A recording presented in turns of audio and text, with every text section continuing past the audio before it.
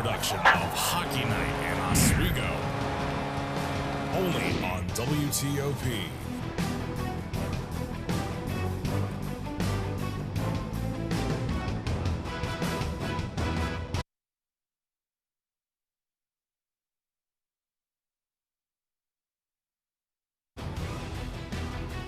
The sun rose with a gleam of green and gold this morning over Lake Ontario. For some, it's a Saturday siesta. For the city of Oswego, it's time to drop the puck on a new season. For the Oswego State Lakers, they host Stevenson University in the first of two exhibitions. Welcome to the Deborah F. Stanley Ice Arena, everybody. I'm Jared Wakefield, and today I'm joined by my good friend, Michael Schattler. Schattler, it's the dawn of a new season, and Laker faithful are excited. Absolutely, Jared. I am ecstatic to be back in the Deb for some Lakers hockey action. And Jared, we got a good matchup on our hands. We have a great matchup, and these two teams, Oswego State and Stevenson, never faced each other, but the stats don't lie. Very similar teams last year, Schattler. Almost scary, frightening even, and it's going to be a great matchup today. Absolutely. Both teams finishing 8-7-1, and very, very similar, 8-17-1, and similar in the conference. Both teams, despite being in different conferences, they are very, very evenly matched, and it's going to be a nail-biter here today, Jared. Stevenson in the UCHC, the United Collegiate Hockey Conference. They've got teams like Utica and Wilkes. Oswego in the SUNY, and we all know about the Geneseo Ice Knights and the Cortland Red Dragons and the Plattsburgh Cardinals. Let's take a closer look at this matchup between Stevenson and Oswego State. 18-7-1, as you mentioned, Scheller. 14-4 in conference for the Mustangs. 12-4-1 for the Lakers. Look at the rest of these stats, Scheller. Insane. I mean, that is about as even as you can get. That is a wild stat line. This is literally the definition of an even matchup, and I'm sure that's what we're going to see once we get underway. Both teams with a lot of young players. Oswego, 21 new players last year. 20 of them returned. The only player leaving the program, Liam Haslam. But everybody else staying with the program, they got a year of college hockey on them. Let's take a look at some of these new recruits. 7 of them this year. We got a bunch of forwards, a D-man, and a goalie this year. We've got a whole lot of them. Connor Gato from the NAHL, Daniel Colabufo from NCAA D1, Thomas Rocco from St. Cloud State D1. Some really good pickups here, Michael. Absolutely, and you mentioned Daniel Colabufo. He brought in assistant coach Bob Chattel. They played under each other from 2015 to 2018 when Colabufo played for West Jenny High. So these two awfully familiar with each other heading into this game and heading into the season. Very familiar. Drake Semrat comes from the same junior program Travis Broman came from, the Richmond Generals in Richmond, Virginia, USPHL, and Cal Shell. 7 shutouts for the Flim Flom Bombers, one of the best names in hockey in the Saskatchewan Junior Hockey League. Absolutely, and you know, as much as he recruits, you mentioned Travis Broman. He is going to be very missed this year. He was an integral part of this Lakers team. The Lakers still got a great team on their hands, but I'm sure Travis Broman will be missed heading into the season. Head coach Ed Gosick, assistant coach John Whitelaw, new assistant coach Bob Chattel are hoping that this recruit class will be enough to put the Lakers over the top and as they try to take the SUNY this year over the Geneseo Ice Knights. But our own Thomas Sturgeon put together a package on this upcoming Oswego State Lakers season. After 224 days of waiting, the Oswego State men's hockey team is back for the 2022-23 season. The Lakers look to turn things around from their 3rd consecutive loss in the SUNY Championship. Head coach Ed Gosick stressed how one of the big concerns was transitioning from last year to this year and the chemistry that comes with it. Really liked last year's team. 21 new players last year, 20 returners this year. So we wanted to make sure the group that we brought in were what we felt good players, but even better people. The 2023 recruiting class has high hopes this season, bringing in 5 forwards, 1 defenseman, and a goaltender, including 2 Division I transfers. And so far, this class itself has definitely left their mark on the ice in the first few skates. They can all skate, they can all think it. You know, we got a lot of depth up front. And then, you know, obviously we have Semi on the back end, and hopefully he can help out. But everyone's been really good so far, and hopefully guys can have big impacts. Although 1 week in and a long way to go, the optimism in the locker room is high with this squad. I'm proud of these boys for the offseason, and I'm excited to see what we can do this year. From WTOP 10 Sports, I'm Thomas Sturgeon.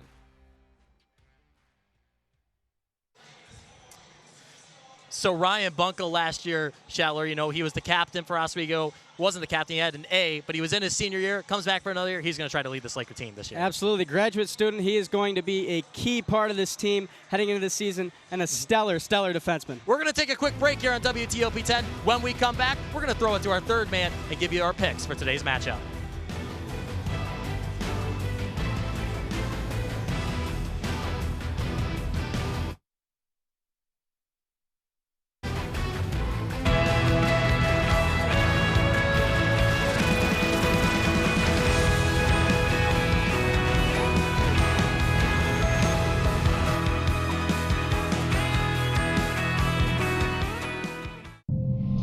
You quit smoking and thought, that's that.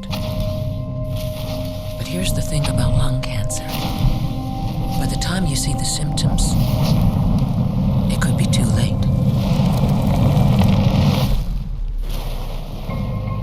But now, there's a new scan that can detect lung cancer early, when it's more curable. If you smoked, get scanned. Talk to your doctor or learn more at savedbythescan.org. Good evening and welcome to WTOP 10 Nightly News. Total, Baldwin faces 32 charges. Saturday, I went to Woodchuck Saloon. Too much temperature change. 13-10 meteorologist. 2 as well. Visions from Tanner Spink. Go to 2-1. 2 with 6 and 10 on the year.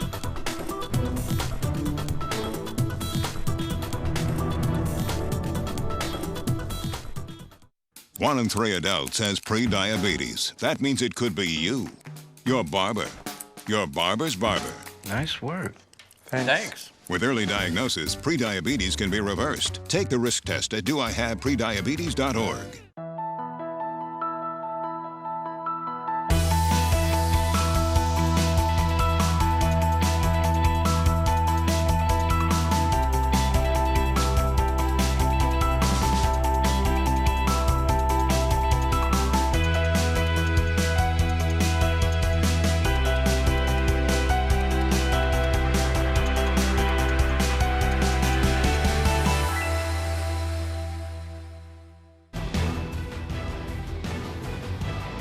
Welcome back to WTOP 10 for our pregame coverage of today's matchup between the Oswego State Lakers and the Stephen University Mustangs.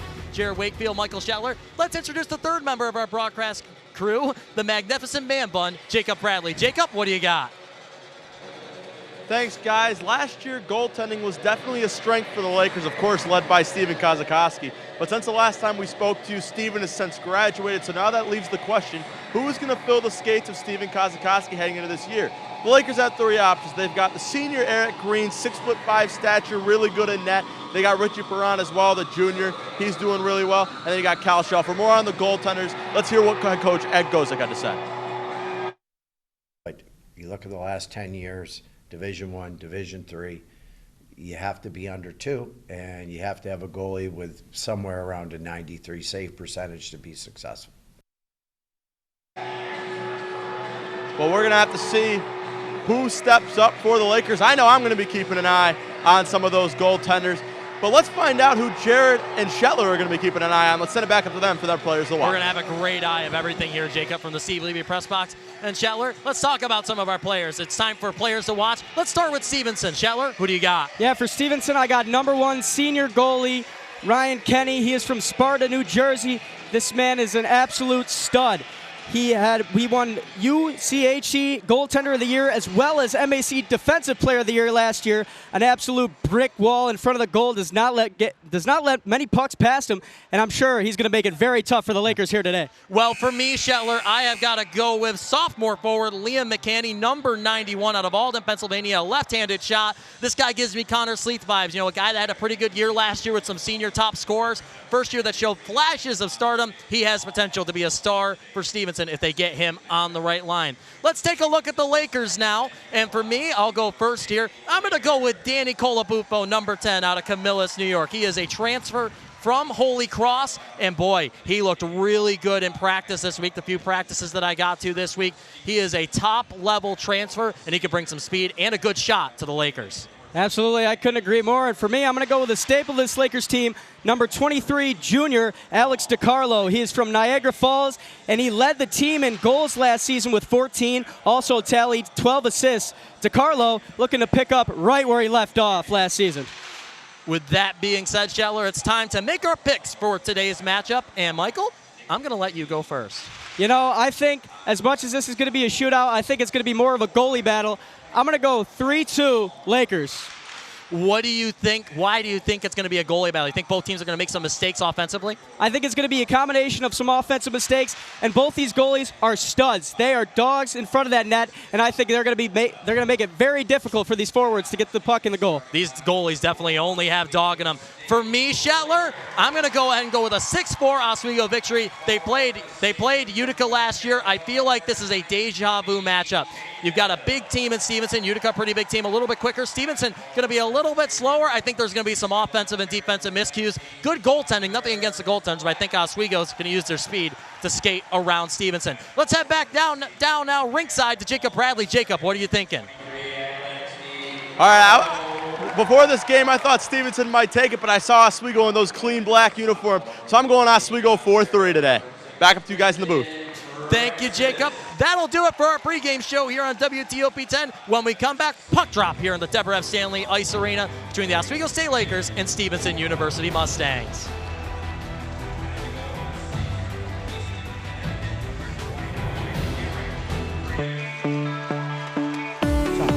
That was solid. Yeah. All right. Back to here, yeah.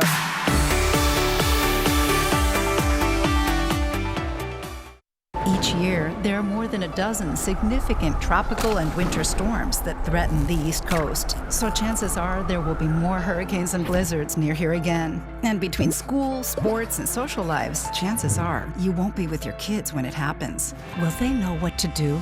Ready.gov/kids has all the educational tools and information to make the conversation easy. When the time comes, chances are they'll feel prepared, not scared. So talk with your family today.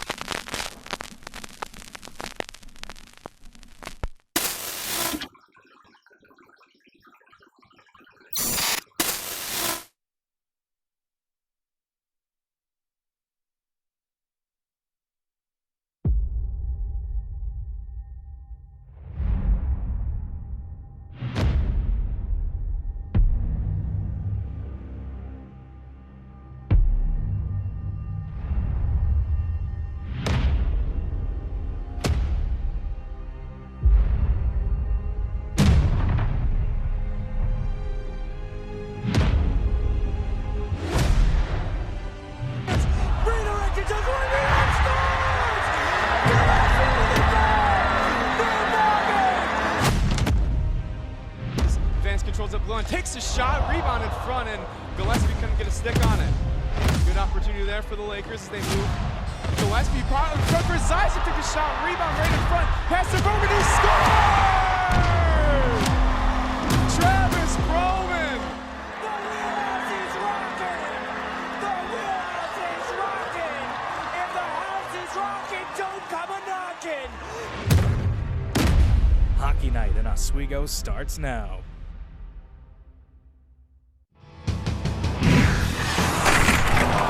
This is a production of Hockey Night in Oswego, only on WTOP.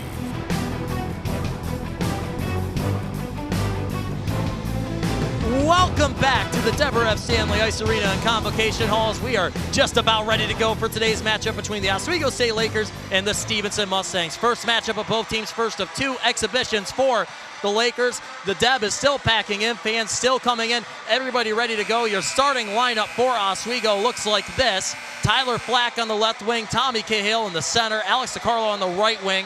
It'll be Tristan Francis and Quinn Warmup on defense, and Eric Green will take this period in net. And Shetler, we're ready to go. Absolutely. I couldn't be more excited as we're set for a great matchup. We're back in the Deb. We are back in the Deb. Austin Master on the ice for Stevenson. He will start, along with Malcolm Palmer, a defenseman. In net to start off will be number 34, Marco Sturma, a senior goaltender for Stevenson. A couple Stevenson players still making their way onto the ice. Anthony Starzy on the ice. He will make his way out. He is a forward. Also out on the ice, my player to watch, Liam McCanny, a sophomore from Alden, Pennsylvania. Absolutely. So Ryan Kenny going to the locker room right now. Looks like he's banging on the glass as he gets ready to go. Something up with your star goaltender for the Stevenson Mustangs as the puck drops and we're underway. Yeah, I'm assuming there's got to be some complication here with Kenny. You'd assume that he's starting for the Stevenson here. Chance early for Stevenson here. Masters skating in. That one will get tipped off down into the corner. Flack handles it. Big hits early here, Shetler. Some aggressive play, and Stevenson sets up in the zone. That shot wide. Absolutely. You got to assume that both teams are going to start off with a little chippy gameplay here, as they're doing right now. That'll get called off sides. Alex DiCarlo hit with it. Oh, him and Austin Master get into it a little bit early. Just a little shoving match. A little, not quite a brouhaha, but more just like a brew, so to speak. So chippy play here early, Shetler, and as we kind of expected, a little bit of sloppy play here in the first, 24 seconds. Yeah, both teams feeling each other out. They don't want to make the first mistake, obviously, but you got to be aggressive enough to pursue the goal early in this contest. Oswego wins that faceoff. That one's dumped in. Chasing it is Shane Bull as Oswego gets a change. Robillard coming up. Arcan goes down. Here's an opportunity for Stevenson. It's Bunka and Robillard back. Centering pass chipped away by Bunka. Puck now in the corner. Working over there. Zarek Olsen. Olsen in a battle with Robillard. Robillard tries to get that one out. It's back into the Oswego zone. Stevenson controlling time of possession early. Yeah, both teams obviously trying to generate some offense early, but Stevenson looks like it's got the upper hand early. Beers coming in now. Evan Beers, number 4. He had a handle on it. Jackson Arcan lays a hit in the corner. Robillard chips that one for Bunka. Lakers going to try to regroup and move forward. That breakout pass up to Sleeth. It's going to be Sleeth and Bull. Bull on the left, Sleeth in the center. That one's chipped. Oh, Bull gets caught off sides. A sloppy mistake from the forward. Yeah, Sleeth tried to recover, went off a defender's side of his skate there, but little mishap there for the Lakers. Bull just got caught not watching. He was not watching for Sleet. He was about a mile and a half country clear. He could have been in Cayuga County with how far off sides he was. Yeah. Here's Danny Colabufo. He steps in for the face-off. Stevenson gets the win. They'll dump and chase. And that looks like that's going to be a whistle there, and we're going to try it again. A.J. Ryan on the ice as well. It's the A.J. Ryan line. Ryan on the left wing, Colabufo in center, and Clegg on the right wing. One thing you'll see about A.J. Ryan, one of the speediest players on this team, a speed demon. Speed line with Clegg on for some size. That one towards the Laker bench. Clegg will go to fight it. He'll lay a hit in the corner on Carlson. That one now chipped in. Ryan on the chase. Big hit by Ryan into the corner. Stevenson trying to clear. Colabufo keeps it in. What a play by Colabufo to keep it in. Number 27 for Stevenson. Jack Carlson will chip that one out. Stevenson in their own zone trying to regroup now. Graham with it. Graham chips it up. Oh, Oswego takes it away. Clegg trying to chip for Colabufo. That one's going to be chipped down. This might be an icing. We'll see if it crosses. No. Dickinson beats it there, so Oswego now in their own zone. Big hit on Sleeth there in the corner. Oswego trapped behind their own net. Green hugging the post. Chippy matchup, and that one's stuck on the boards. Yeah, not a great place you want to be. Both teams getting chippy and can't get that puck out of the little shindig we have over here as they're going to try to fight it out. That one will get cleared out for Oswego. It's a breakout pass from Ryan to Clegg. It gets off his stick. Clegg on the chase. He's up on the right wing pretty much by himself. Goes to shoot. Shoots across. No centering play as Ryan gets tripped into Marco Sturma. Excuse me, that is Ryan Dickinson. Had a half right there. And Sturma a little winded after the play, but boy, Dickinson caught a stick there, and he went full speed into the pads. That was not what Sturma was expecting to bounce off the pads there. Yeah, about 5 players take a tumble. The net shifts, but that was a great opportunity for the Lakers to get on the board there. Just a little off center, that goal attempt. And that's a penalty on Seth Bergeron, the defenseman. First penalty of the game. It'll be 2 minutes for a trip. And we talked about it before the game, Shetler. You know, if you get one of those big breakaways, sometimes it doesn't hurt to take a penalty, give Oswego an opportunity on the power play, but that prevents what could have been a surefire goal there for the Lakers. Absolutely. You know, I think that was a smart move, but what else? Oswego's really got to take advantage of this power play here, get on the board first, and gain that momentum. Power play unit for the Lakers. It's Cahill, Sleeth, Flack, DiCarlo. And that is number 20 for the Lakers, Ben Addison out there as well. Quick clear by Stevenson. Addison looking for Sleeth. He'll find him. Lakers regroup. Big hit. Center ice takes Sleeth down. Here comes Flack. Flack's got Cahill with him. It's 19-9 in the slot. Cahill shoots. Breadbasket save for Sturma. It pops out. Sturma with a click glove. A couple shoves behind the net. first chance for the Lakers right there. Yeah, that was a really good way for Sturma to be alert there. Had a great opportunity to get in goal, but Sturma just saw it coming. And, a lot of speed by the Lakers there. I don't think the Lakers would have cleared it that quickly last year. Sleeth hustling out, good pass before he got rocked center ice. Yeah, I agree. I mean, an issue coming up with the Lakers, they were scared to take some chances, scared to get that puck in the net, but looking like they're not very hesitant today. Addison quarterbacking the power play. Addison down into the corner for Cahill. Cahill looking, he gets hit. Flack there to pick up the remains. Cahill over to DeCarlo. DeCarlo passes back to Cahill behind the net. Cahill out to the far face-off dot. Addison keeps it in. Back to DeCarlo on the corner. DeCarlo looking for Sleeth in the slot. Flack looking for a one-timer. Addison shoots wide. Flack back into the corner. Cahill skates back out to the top of the circle. Quick change. Bunka comes in, the quarterback, the power play. Player down. Hard center ice for Oswego, and that is Tyler Flack. He's a little winded, a little slow to get up. He'll get back up, and we'll have a face-off as we get a quick change. Yeah, Tyler Flack going to shake that off. And one thing I've noticed is both teams playing very, very aggressive, battling to get that first goal on the board. Second power play unit in. It's Cola Buffo. Looks like Clegg there as well, and Shane Bull. Bunka now the quarterback. He was trying to look across for Thomas Rocco, who comes out for the first time. Shot over the net. Sturmo was out of position there. Cola Buffo battles in the corner. Chips that one to Clegg. That one's over to Rocco. Rocco tried to get a stick on it. Stevenson almost had a clear. Oswego now has to clear the zone. Shorthanded chance, quickly batted away by Bunka. Back to Rocco. Rocco coming in center. Rocco cuts wide. Rocco to the faceoff dot. By himself, shoots right into the breadbasket of Sturma. Again, Sturma taking a lot of shots off the chest protector. Oswego can't get around him so far. Yeah, Sturma was prepared for that, but Oswego has had a multitude of opportunities early in this contest. Something you got to capitalize on early. And this is something we talked about with Oswego. Stevenson, they won the time of possession battle. They aren't shooting the puck. Oswego has had a couple grade A chances. How about Rocco right there skating right around the Mustangs? Pony up. Absolutely. The transfer looking like this has been home for a while. He is dialed in early on in this contest. Bunka now the quarterback of the power play to center ice. Back over to Bull in the corner. Bull looking center. He'll go back to Bunka. Bunka tries to chip that one in, deflected by Clegg, but it goes wide. That puck might get cleared out. Stevenson with a shorthanded chance. It's going to be Bunka by himself. Bunka corrals it. He'll take that one back, cuts back to the boards. Oswego will regroup. Up to Shane Bull. Bull with a big hit center ice, and here comes Clegg with an opportunity. Clegg will take Carlson down. Stepping in is Rocco. Rocco behind the net, deals the Bull. Bull looking for Warmth at the top. Warmth clapper deflected by Stevenson, and Stevenson returns some strength, and here comes Stevenson. Bergeron in on Green. Green with an unbelievable save on the post, and Bergeron will try to reset for Stevenson. Yeah, that was an absolutely incredible save from Eric Green. Way to take advantage and be alert after that intercepted pass there by Stevenson. And a penalty on the rookie Drake Semrad, the only rookie defenseman brought in by Oswego. He will go to the box for the first time. Let's take a look at that save by Eric Green. An absolutely beautiful save. It was just one-on-one, and he was able to get in front of that. A really, really way to avoid that costly first goal for the Lakers. Pretty crazy one. Semrad, bit of a rookie move, went to the bench. 2 minutes up on the boards. So yeah, Semrad is on the boards. They're checking Green's goal. A little bit of confusion right now. Yeah, both refs talking to Green. I think Green's asking for an explanation. A lot of confusion on the Lakers bench as well. It's going to be a penalty shot. Here comes Bergeron in. Bergeron on Green. Bergeron looks to the far side, looks glove blocker, and a bad save by Eric Green. Green denies the penalty shot, and it's still goose egg for Lakers Stevenson. Beautiful save, back-to-back, was able to get that leg in front of it. A great opportunity for Stevenson, and that's an opportunity you got to capitalize on early. Feels like an moment for us, Shetler. We saw the puck at the center faceoff time. We're like, wow. So Semrad will come back out to continue his first shift with a penalty served. Here's a replay of Green as we get ready for the faceoff. Yeah, I was wondering why they were talking to the ref, but it was a one-on-one penalty shot opportunity.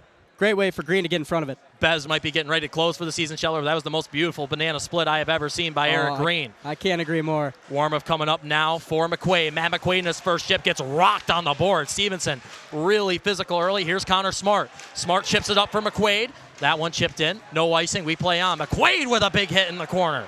Now coming out with it is trying to be Brett Fudger. Fudger takes down two Mustangs. Mustang's going to need some new horseshoes after that one. Fudger bodying two people back-to-back. Both take a tumble. Very aggressive. Big guy, Scheller. Gives me Mac Lewis vibes, and here comes Oswego the other way. Pretty chaotic one, but pretty crazy first period so far. Let's head down to Jacob Bradley. Jacob, what are you seeing? Thanks, guys. How about Eric Green on that one? Full extension, doing the splits, keeping the puck out of the back of the net, using that 6'5" frame to his advantage right there. We'll have to see if that continues up from Eric. But, guys, back up to you guys in the booth. Eric Green proving himself potentially as the starter for the Lakers. A little bit of argy-bargy there on the faceoff. Stevenson keeps that one in. It's Bergeron. One-timer into Green, and Green has it, and we got a scrum in front of the net. Now that's a brouhaha. Some unhappy hugs being doled out. Somebody's lost a glove. That's number 43, Connor McDonald. And the Lakers will go grab a change. Yeah, for Halverson, the least possible place you want to be, surrounded by about 4 Lakers in the middle of a tussle. That's not where you want to be here in this game. Rory Gresham and Seth Bergeron, the D pair here for Stevenson as we get back underway. Stevenson loses possession. They're going to have to regroup. Good play by Gato to take him down. A breakout pass for Grimshaw. It's a 1-on-2 for Grimshaw. He'll take it wide. He's going to go behind the net. He'll get pushed behind the net. Noah Bull in with the play. Big hit on Bull as now we've got 3-on-2 Lakers Mustangs in the corner. Gato waiting for it. It's Dickinson and Addison, the D pair on the ice. Yeah, big scramble that here. one chips out. It's to Gato. Addison chips that one in, and they'll dump and chase. Bull lays ahead. Here's Grimshaw. Dickinson in the slot. Gato with a takeaway. Oh, Stevenson almost put that one in their own net. Sturma with the glove save covers that one up. But boy, that was a scary moment. That went off the state of it. Looked like Bergeron, and Stevenson almost puts one in their own net. Yeah, near disastrous play there for the Lakers. And immediately after, you see they're already getting chippy again. I'm assuming, I got to imagine what words are being said down in the rink. Yeah. Frank Bertucci now onto the ice, one of the top scorers last year for this Mustangs team. Flack goes down on the faceoff. It's to Dickinson. Dickinson over to Addison, tries to keep it in with his skate. Here's a chance for Stevenson coming the other way. It's Bertucci. Oh, he gets plastered into the boards by Dickinson. Addison lays a hit on the other side. Coming to clean up is Dickinson, who also gets whopped into the boards. Glass is going to need some testing here, Shetler, after this one. A whole lot of brouhaha early. Yeah, you gotta imagine that Glass is built for some shots like that, but there's been a lot of players getting very chippy here in this contest. And you mentioned Frank Bertucci, scored 9 goals, 6 assists on the season. A man that I think will play a big role for Stevenson University here in this game. That puck holy rollers its way into the Stevenson zone, and Bunka can't get there. Oswego will have to regroup, looking to go D to D here. Bunka pulls up, instead chips it into the neutral zone. Carlo gets a stick on it. Cahill will chip that one in, and Oswego looking for a speedy change. Arcan, Shane Bull coming on. Robillard and Bunka stay on. Sleeth on as well. Now battling on the far side in front of the Stevenson bench. Robillard shifting across for Arcan. Arcan will pick that one up. Chance for Sleeth. Sleeth at the far face-off dot. He'll have to spin cycle around. Centered up by Arcan, but nothing there. Bunka looked for the one-timer. Robillard settling in at the dot. Deflected off of McCrory for Stevenson. Arcan trying to chip that one in. That one goes wide. Stevenson now with a chance to regroup. That one chipped ahead. Stopped by Bunka. What a diving play to regroup on that one. Arcan into the center. Back across for Sleeth. It's Sleeth and Shane Bull. Over to Bull. Tries the one-time. Misses it. Here comes Stevenson the other way. Oh, player goes down. That is number 22, Zach Egber. Egber goes down in the far corner. And here comes Stevenson the other way. It's Musella. Musella coming across. He's over to Rivet. Nothing doing there. Oswego will chip that one down off the glass. It's up for Shane Bull. Back and forth here, Shetler. Time of possession pretty even. Yeah, a lot of opportunities for both teams. As you know, that first goal is really going to set the tone for the rest of this game. I don't think we expected it to be this physical. We know Stevenson is a bigger, slower team, but my goodness, big hits being laid early. Yeah, for two teams that have never faced each other before, the tension couldn't be any higher. Here comes Klagan on Sturma. Shot off the breadbasket. Sturma leans out to cover it, and the Lakers will give him a good dose of snow, but wow, what a performance from Sturma so far. He's faced 5 shots to Stevenson's 3. So Oswego getting the shots up right now, but it's tough to when we're going back and forth right now. Not a lot of time spent in the zone the past 5 minutes. Yeah, the Lakers, a lot of opportunities, but Sturma has been hard at work, has faced a lot of shots on him, but he is playing fantastic so far in this game. A.J. Ryan, Daniel Colabufo, Garrett Clegg, the forward line out for Oswego. Tie up in the face-off, taking it out is going to be Beers. Beers will dump that one away. And Green will send it right back up along the glass. Ryan trying to chop that one ahead. Francis will stay back to try and corral it. Stevenson starting to set up a little bit in the offensive zone, but still sloppy. Oh, Colabutho gets sandwiched right there. Back out to Beers. skating in now. Deflected off of Francis. Both teams looking like they need a new skate sharpener. A lot of teams losing edges. Almost out of Green. And, Garrett Clegg getting physical. He sends a player to the ground. Can't tell who that was. That might have been Alex Rivet. Yeah, Garrett Clegg just tabletopping over Eric Green. Going to send that Stevenson player to the ground. And, man, the tension is high in this game as Green's going to reset, gather his bearings as we get a little stoppage of play here. That was number 25, Matt Krieger, talking to the linesman a little bit, looking for a penalty, but nothing going there. So Oswego will step in for the face-off again. This line's going to be Brett Fudger taking the face-off, the freshman from the British Columbian Hockey League. That'll be actually Connor Smart. Smart takes it. This is the line with McQuaid and Fudger. McQuaid and Fudger in front of Green here. Face-off one for Oswego. Dickinson will try to chip it ahead. Carlson tries to keep it in. Unsuccessful, and here comes Fudger. Fudger with Smart. Fudger pulls up looking for Smart. Tries to center that one up, but it hits the Stuart stop sign. Heads to the far side. Yeah, Fudger really has the beautiful combination. Very speedy and a huge player, but he just takes a giant hit there. Huge hits by Matt McQuaid and Brett Fudger. Some Mac Lewis vibes coming off that pair. And speaking of, here's Matt McQuaid. Shot on Surma. He chips that one into the slot. Little game of air puck there. Nobody able to come down with it, but eventually it settles down. Stevenson trying to regroup. Innovative play by Sterno there. We're just batted off of his stick. McCanny coming down, and that goes in through the 5-hole on Eric Green, and Liam McCanny lights the lamp for the first time in this one. 1-0 Stevenson Mustangs, 10:46 in the first period. That is a great tone setter. Just caught Eric Green, not all the way alert, slips right through his legs there, and way to get on the board first for Stevenson. And that's a tough one for Oswego to swallow. They looked like the dominant team early, but Stevenson on a great rush chance. Look at McCanny here. He'll come up on the left side, and Shetler just buries it 5-hole. Yeah, that was a beautiful shot, and one that, Eric Green did all he could, but that's one that he's going to want to get back. That is certainly one Green's going to want back. Face off one for Oswego. Grimshaw trying to take it in the other way. Stevenson going to turn that one right around. Olsen passing it over to Lightfoot. Lightfoot on his knees, scrambling to get it in, and Lightfoot gets checked pretty hard while he's down. Bunka back with it. Stevenson now really aggressive on the press. Whole lot of tripping and chaos. Oswego chips that one down, no icing. Yeah, the Lakers, I don't know if they were prepared to be down this early in the game. You got to see how their game plan changed moving forward. If we remember last year, Frank Fatucci skates in. He'll leave that one for Bergeron. Was looking for Olsen, but Olsen unable to handle it. That one chips in the far corner. If we remember last year, Shetler, this Lakers team struggled in the first period. It was the second period. Great line change for Stevenson. Almost turns that one around, but Oswego coming in with a chance.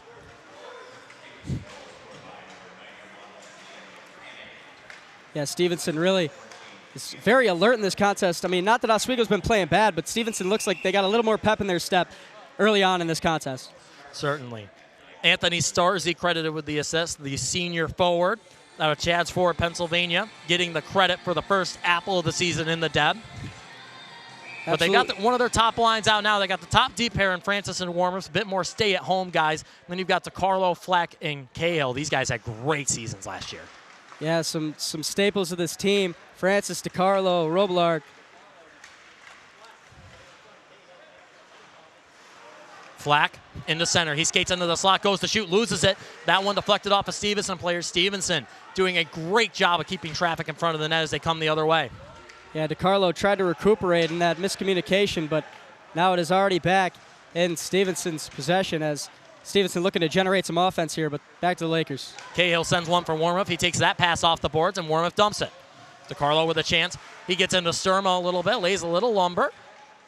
Now the Lakers setting up with a good offensive chance. Warmuth looking to one-time it, deflected by Flack, and he scores! Flack from Warmuth at 9:08, and the Lakers fire right back 2 minutes later. Absolutely beautiful play. Warmuth setting it up and dishing it over to Flack. Just dashes in the back of the net. That is a beautiful textbook goal from the Lakers, and they have already evened it up in this game. That was exactly what we talked about before the game, Sheller. Let's look at the replay. Warmuth with the center for Flack, and the celly afterwards. Flack with a tip-in for the first Laker goal of the year. Beautiful way for the Lakers to just recuperate there. Did not let that first goal get to them, and now we're back even in this game. Sleeth takes the face off. I'll call that a Stevenson win, as Stevenson will take possession here. Semrad out for a shift. He'll hustle along. Big speed. Also a big hit in the corner. Good Stevenson team right now, and they're looking to fire right back. That one's chipped high. Heads up, photographers, as it goes out of play. Yeah, that one going right out of the rink. Let's throw it down to Jacob Bradley. Jacob, you had a bird's eye view of that one. What did you see? Well, guys, Tyler Flack right there on the goal. absolutely electrifies the crowd here. Too many cooks in the kitchen. Stevenson can't handle it, and it finds the back of the net. Back up to you guys up in the booth. Get Jacob, quality analysis from the magnificent man bun himself as we get ready to go here. Everybody stepping in for the face-off. Absolutely, Jacob got a beautiful head of hair, I will admit that. Sending and as much as that was a great goal by Tyler Flack, you got to give credit to Quinn Warmuth. That was a beautiful way to center it right to Flack. That's how you get your defenseman to be offensive. McDowell misses a pass for Beers, and Beers will try to recuperate, but Shane Bull knocks that one down. It's into the corner. Bull lays ahead, tries to deflect that puck, but Stevenson gets a handle on it. Down goes number 23, Caden Alverson. Everybody battling. There's Arcan. Again, super gritty by both teams, fighting for the momentum here. Out on the ice right now, D-pair-wise, Drake Semrad paired with Ryan Dickinson. Dickinson, Semrad, Arcan in that battle with Sleeth and Bull dangling up in the top of the zone. Transition play now. Sleeth looking for Shane Bull, but turning that one around is Carlson once again. Great interception from Carlson there. Yeah. Master turning it around. Here's a chance for Master. Master will pass back. Good line change from Stevenson. Dickinson trying to make something happen. That one goes behind the boards. Oh, a deflection off of Dickinson, and a great reaction by Eric Green to cover that one up. Yeah, that would wait for Green to be alert there, as again, more chippiness, but I didn't expect that to get near the net and surrounded by Lakers player, but almost went in the back of the net there for Stevenson. That's what's scary about those deflection opportunities. It can come from one of your own. But Shetler, something we've been saying, wow, what great zone play from Stevenson so far. They have looked really good when they've gotten possession. Absolutely. Stevenson has capitalized on a lot of opportunities, and they've been playing very, very smart hockey here today, and that's what they'll continue to do. Robillard with a rocket up to Rocco. Rocco tries to dangle, but he'll get played off by Aiden Graham. Aiden Graham with a good defensive play to stop Rocco, but Rocco, wow, once he gets the Jets rolling, he is moving really well. Yeah, Rocco is shifty as ever. Very speedy. Sleeve shoots one into the bread basket. Colabufo coming in. Little lumber being laid there, but that was a relatively clean brouhaha. I wouldn't even call that a brew or a more haha. Yeah, and Sturma just catching it like a football there. Hit him right in the bread basket. A little high shot there, attempt by the Lakers. Sleeth trying to test Sturma, seeing if he's paying attention. Sturma has played very well. Likely to be the second or third string with Ryan Kenny in the battery for the Mustangs, it seems like. But Oswego here with a chance. Here's Smart behind the net, looking for the wraparound. Backs out, centering pass, nobody there. McQuaid tied up. Yeah, great way for Bergeron he saw that wraparound coming. He was well alert and ready to take that. Oswego looking to go D to D. Bunker will take it himself. Bunker's quarterbacking that one. It's up for Smart. Smart and McQuaid in the zone. McQuaid takes it and shoots off the blocker of Sturma. McQuaid trying to tip it in. Fudger tries to tip it in. Everybody battling. Oh, we got a fight. We got punches being thrown. Here. Matt McQuaid, Brett Fudger getting into it. Got the whole team near the net here. It's multiple opportunities for the Lakers. And Sturman gonna have to take a little breather there. Goodness gracious. Having a hard day at the office today, but he is well alert.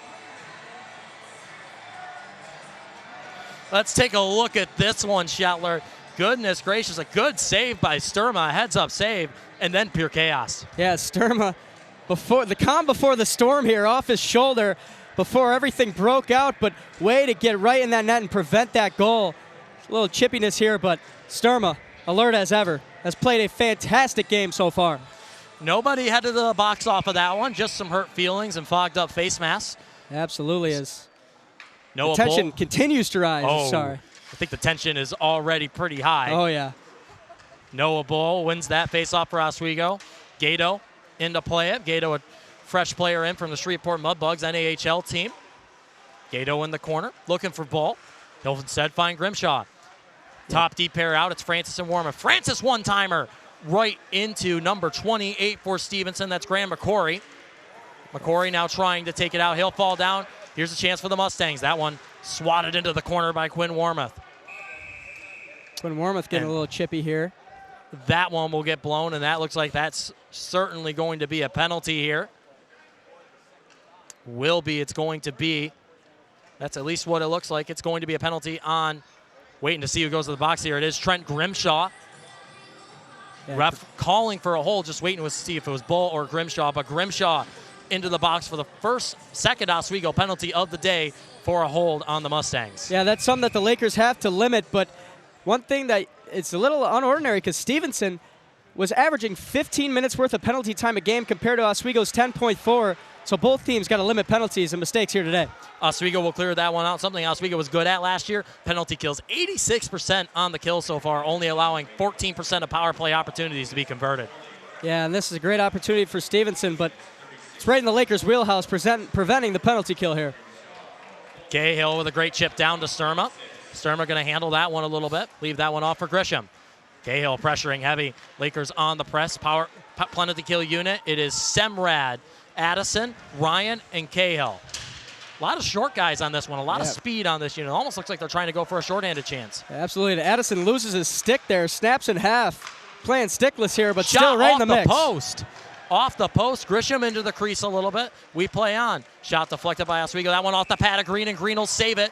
Addison goes down, along with number 14, Anthony Starzy. An apple for Stevenson today. Minute 8 left on the Grimshaw penalty. Yeah, Green playing a little anything you can do, I can do better to Sturma, blocking it with his entire body, similar to what we just saw some moments ago, and both goalies playing great. And you got to think for Green in the back of his mind, Cal Shell going to be coming into this game soon, I imagine. It's going to be a little competition for the starting position.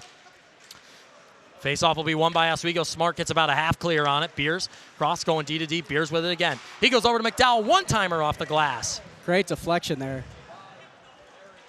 That one's going to clear out, and Stevenson's going to have to clear here as it crosses back into their own zone. Ryan going down to hound Beers now behind the net. Beers has to turn on the Jets really quick as Ryan closed the gap pretty quickly. Smart out there as well. Smart and Ryan line mates last year. Yeah, Ryan was on the prowl there. Spunka and Robillard the deep pair. Ryan still out on the penalty kill. Smart replacing Semrad. Beers coming across. Shot wide. Green was there.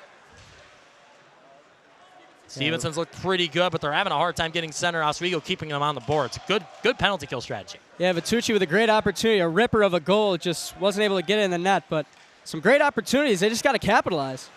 And, you know, something we didn't talk about earlier, Shetler, this Stevenson Mustangs penalty kill last year, lethal. .908 penalty killing percentage. Oswego 3 seconds left. If this stays in the neutral zone, looks like they'll get this one. Grimshaw comes off and Francis comes on, and they do get the kill.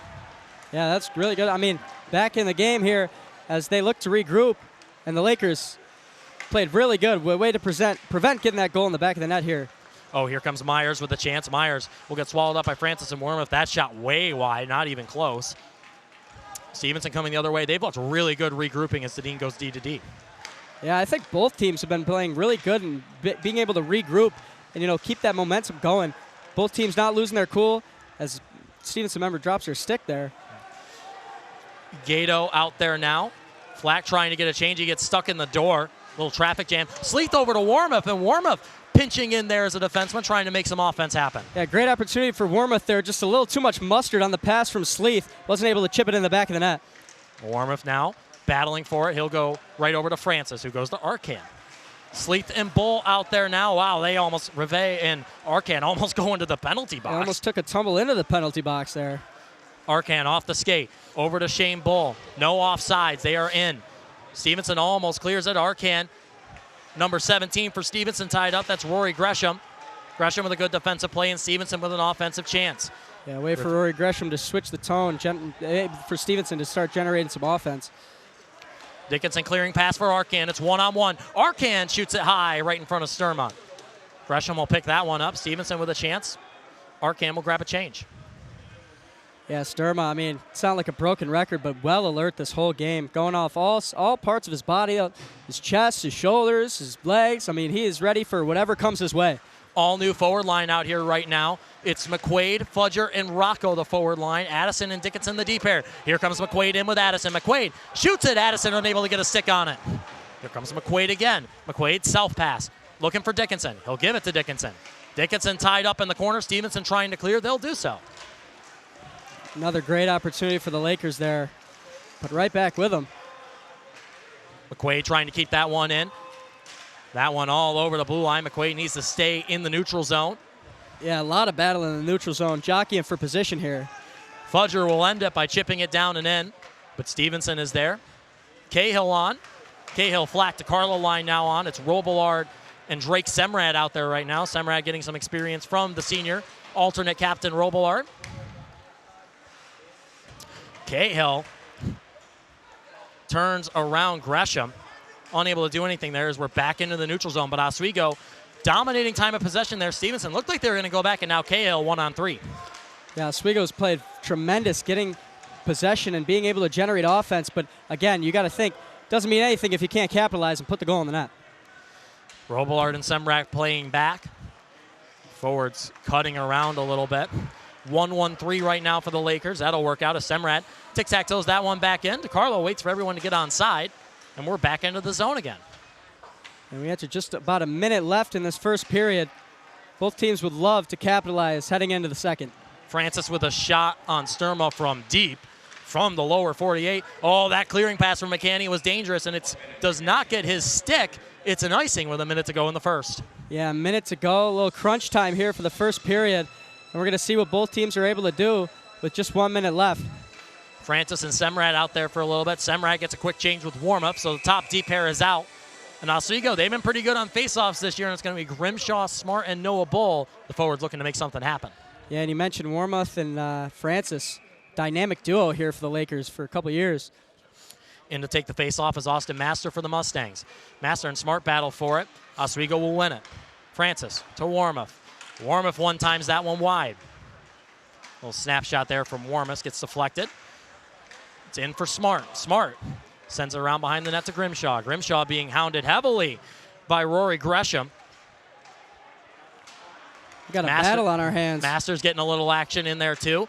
Little lumber being laid by both sides. Here's Grimshaw cutting to the slot. Grimshaw looking to do it by himself. That shot blocked. Stevenson now with a shorthanded chance coming the other way. It's number 14, Anthony Starzy. Starzy will dump it, trying to kill the penalty. Green, dump it off to Warmuth. Not even killing the penalty, just trying to take possession back. Yeah. Getting a little lost, a little too chaotic. Yeah, almost leaves the rink there, but we're going to get a stoppage of play, some substitutions with just 16 seconds left in the first. We'll swap them around while we deal with the imaginary penalty. 16 seconds left to go in the first. Offsides, Colabufo in to take it. Colabufo wins that one over Olsen. Ryan will dump it in. 12 seconds on the clock. Ryan lays a hit. Colabufo hard into the boards. Colabufo and Ryan having a good period so far. Yeah, Clegg, Addison, and Dickinson waiting for the clear. Yeah, a little tussle here. It is cleared, but not in time. The buzzer goes off. 1-1 Oswego State and Stevenson. What a period. Both teams looking good, but as similar as the stat lines are in completely different ways. Yeah, I know. As we said, we said that this was going to be quite an even contest, but both teams kind of playing a really different offense, and they've had their ups in their different ways here, and we're going to see how they transition into the second period and who's really going to take that opportunity and gain that momentum. If you had to pinpoint something, Shetler, what do you think the Mustangs are doing well? I think the Mustangs are doing really good at regrouping, not letting any mistakes get to them, and they're staying alert, especially Sturma, the goalie, letting anything come his way. He's not getting phased. And that goal, both teams have been playing great regrouping, but both teams, we're going to see how they adjust moving into the second period. The Mustangs and the Lakers strong so far, but our man Jacob Bradley is down here with the first goal scorer of the Lakers for the year, Tyler Flack. Jacob, what do you got? Thanks, guys. I'm here with Tyler Fleck. Tyler, let's just start off by saying, back out there on the ice again in front of the crowd, what's that feeling like for you? Feels unbelievable. We love it here. That's why we come play here. The fan support's unbelievable, so it's great. You were able to find the back of the net there. Run me through that momentum in your head right there. We established a pretty good forecheck there. We had DiCarlo who stripped the goalie of the puck, and somehow the puck just bounced out to Quinn, I believe, and kind of head down, go to the net, and he found my stick, great pass in the net, so. And this Stevenson team, man, they're playing a little tough. Yeah. They're knocking you guys down. What's your guys' game plan going in to keep up with that? Kind of just give it back to them. They're a great team. They're fast, play a fast-paced game, and they're finishing checks. So I think we need to establish a physical force, but continue to move our feet and chip pucks by them and create some odd man rushes. All right, awesome, Tyler. Thank you. Have a good one. We'll see you right back for more hockey on WTOP 10.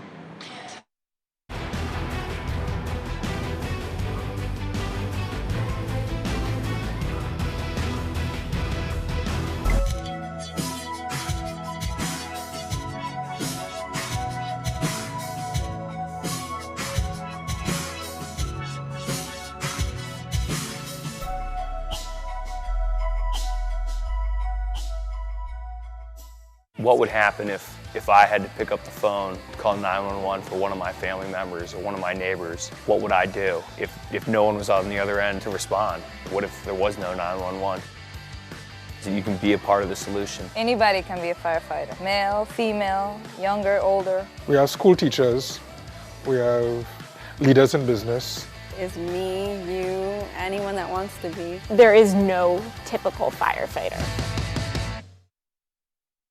Here at WTOP, we pride ourselves on delivering you all the news you need to know from the day's events. Whether it's happened on Capitol Hill or right here in Oswego, we make sure you know all about it. We keep you up to date on all your favorite Oswego and professional sports. And our Storm Team 10 meteorologist will make sure that you know exactly what weather you're up against when you start your day. Every Monday through Thursday night, make sure to tune in to Channel 10.2, because at WTOP, we don't just tell you the news. We are the news. My mother was always very familiar with her neighborhood, but one day she stopped at the stop sign for much longer than usual. And she didn't know whether she should go forward or turn, and she wasn't even really sure where she was at. It was very unsettling for her. I felt so much better after my son told me, "Mom, I don't want you to worry or be afraid. I'll be there for you and we'll figure it out." Opioid dependence can happen after just 5 days. Know the truth, spread the truth.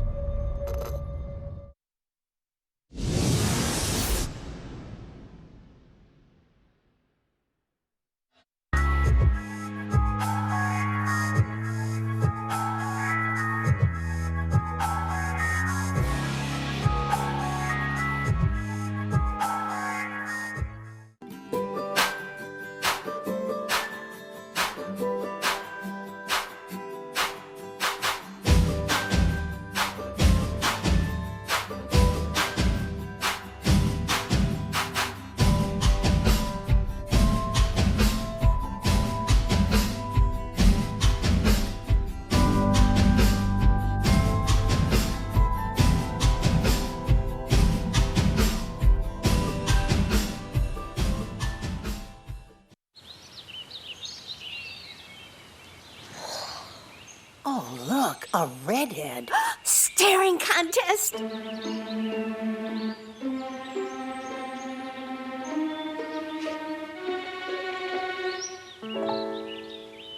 You still got it. I know. Come alive with the forest. The dad was cute. You were looking right at us. Visit discovertheforest.org to find a forest near you.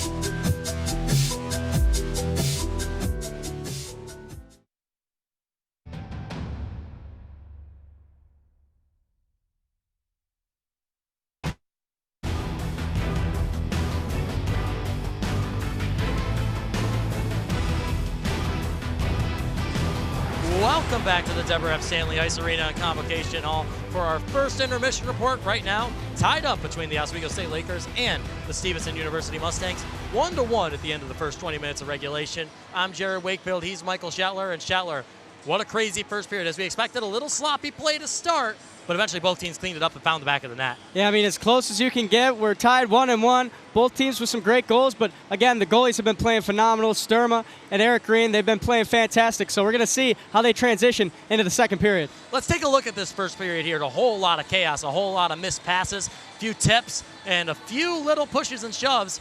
Here's a big save opportunity for Sturma. Comes in, and A.J. Ryan pushes the net back. And here's that penalty shot on Green. Yeah, way for Green to get in this one. Trap it with his leg, prevent a really costly goal there. Both goalies looking very sharp so far. Coming back in the other way, Here's a whole lot of chaos here. Sturma, that's a theme. Him getting out of net and having to make a save. A little bit of trouble controlling the rebound, so to speak. And there's Green. Gets the stick up. Puck right through the 5-hole. Yeah, right through the legs there. A little mega action. And as we look here, that goal right off the tip of the skate by Sturma. Both really their only mistakes for each goalie. You can see this opportunity for Cahill right here. Gets swatted away. Come the other way. See some of that physicality. Here's Green. Big offensive opportunity for Stevenson, but he fights that one off. So really good goalie play for both teams so far. And those goals, I mean, a whole lot of tic-tac-toe right now. You're not seeing a whole lot of wheel snipe Selly. Absolutely, and we'll see, you know, if any transitions are made, any substitutions, but both goalies playing very solid so far. And we're going to see how the second period looks like moving forward. And you know, something we talked about in that first period, boy, the new guys look so good. But let's take a look at these goals really quick.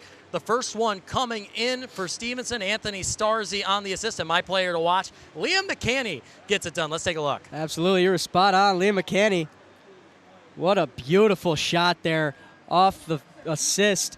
And the Selly, what a beautiful ripper there, getting that goal in the back of the net. And then we look at that beautiful pass, Warmoth dishing it over to Flack to center it. I mean, picture perfect. You couldn't expect a better shot. You know, that's what you want from your defenseman. It was said that a priority for the defenseman on this Oswego State Lakers team this year, they need to score from the blue line. They got some scoring last year from Bunk and Robillard, but not as much as they'd like to see. And as you know, hockey moving to a more defensive game, so to speak, but more defensemen. You know, the defensemen pinch up on plays. They're going to pinch in. They'll go in. They'll get tips. They'll get deflections. Absolutely. And you mentioned, you know, those transfers have been looking really solid. You got Colabufo has been playing tremendous. Rocco has been playing tremendous. I mean, what are your thoughts on the transfers? I mean, Thomas Rocco and Daniel Colabufo, you can tell that they've got some D1 talent in them, a lot of it, because they have been maximizing it. Thomas Rocco had an offensive chance here over on the far side, and oh my goodness, he turned on the Jets. Yeah. And, you know, he's almost like lurking there. Like Colabufo, you notice, he's down in the corners, he's gritty, aggressive. Rocco, it's almost quiet. He's just sitting there dangling around, waiting. As soon as he gets the puck, like Absolutely. gone. It is insane. But the physicality in this game, Scheller, something I don't think either of us expected. Yeah, I mean, gritty as ever. Both of these teams, it's looked like they're a huge rival. The way they've been playing, I mean, they are chippy as ever. I can't imagine what words are being said on the rink, but, I mean, both teams really, really playing some gritty game here. I don't know if it's jealousy over having the same colors or what. The fans have been going crazy. Let's take a look at this play here. Oswego chipping that one up. Saliq gets bulldozed in the center of the ice. There. Look how quick he gets right back up. Yeah. Here's another thing. Addison battling down. Stevenson with an offensive chance. Here comes Dickinson. Wapow, the big boomstick as Green poke checks that away. Yeah, a lot of players laying the stick on each other, and a huge tussle here right before we ended the first period, and a huge tussle there. Both teams getting really chippy with each other, and the tension is continuing to rise. They're taking a big shot. I mean, it's insane to see this level of fighting and chaos going on. Not even fighting, so to say, because I wouldn't even call that a fight, more just a pushing and shoving match this early. It's the first period. You know, that felt like it was a third period of like a Geneseo or Cortland or Plattsburgh game, not the first period of an exhibition against a team we've never played. And you got to think, I mean, it's been over 260 days since hockey was played. You think some of these players just have been dying to lay the stick on each other? They're waiting to let that dog in them get out, and they're letting it get out on the ice right now. But the goaltending really solid. Obviously, we didn't see Ryan Kennedy starter, but Sturma for Stevenson, Green for Oswego. Both looked really good. Both had their struggles, though. Yeah, you expected Kenny to start, but Sturma, obviously, great substitution. Had a couple struggles, but he's very, very able to adapt, and he's prepared for whatever comes his way. And Green, you know, through the legs, that one mistake. But other than that, I think he's been playing a phenomenal game. Both goalies seeming to have a little bit of trouble with rebound control. A couple wild deflections for Green and Sturma. Kicked off those little tussles right in the crease. Sturma had that. Obviously, that puck flew up and caused that whole shoving match down there in the student section. And then on the other side, on the window side, Green had a few pucks that looked like there's that one deflection off of Dickinson that almost went in. Yeah. I mean, both teams have to, they really got to counter. Both goalies have to weigh in that deflection because that comes out of nowhere. And then next thing you know, you're down a goal. Pretty crazy hockey so far, but both goalies overall, really good period. 8 shots on Sturma, 12 shots on Green. So Green a pretty good first period. And Sturma, you know, we don't know how much he's going to play. We don't know who's the second or third string for Stevenson yet, but obviously the first string's got to be Ryan Kennedy, and hopefully whatever's going on with him is all right. Maybe we'll see him this period. It looks like he's getting ready to lead the team out in the box right now, so we'll see in a little bit. Yeah, maybe we'll see Kenny. I mean, Kenny is obviously the stud goalie of this team, so we're going to see how that changes the atmosphere of this game. That's all for the first intermission report here on WTOP 10. We're going to take a quick break, and when we come back, puck drop for the second period here between the Oswego State Lakers and the Stevenson Mustangs.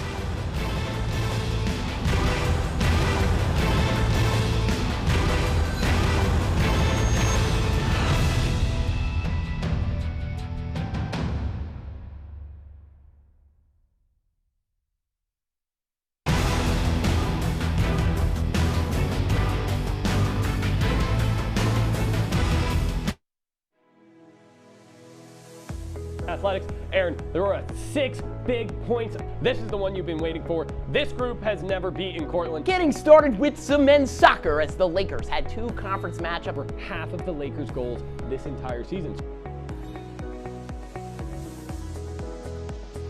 Offense is key. You talked all about scoring goals.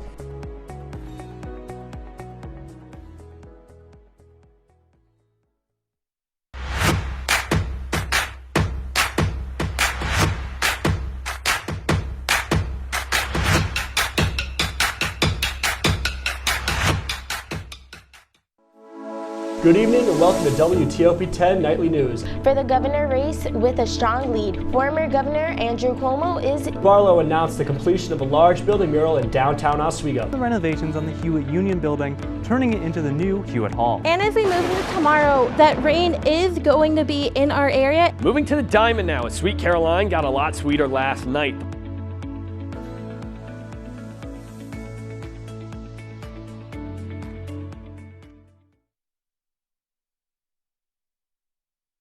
Life's taught me a lot, and I'm ready for more. Well, you're not the typical kind of candidate that I hire. But you are exactly what I'm looking for. Your company could be missing out on the candidates it needs most. Learn how to find a great pool of untapped talent at gradsoflife.org. We've been marinating chicken in all sorts of liquids for 24 hours.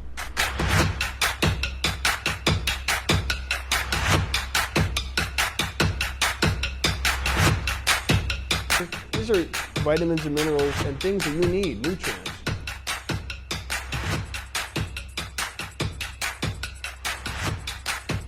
The chicken speedy is a staple of our culture.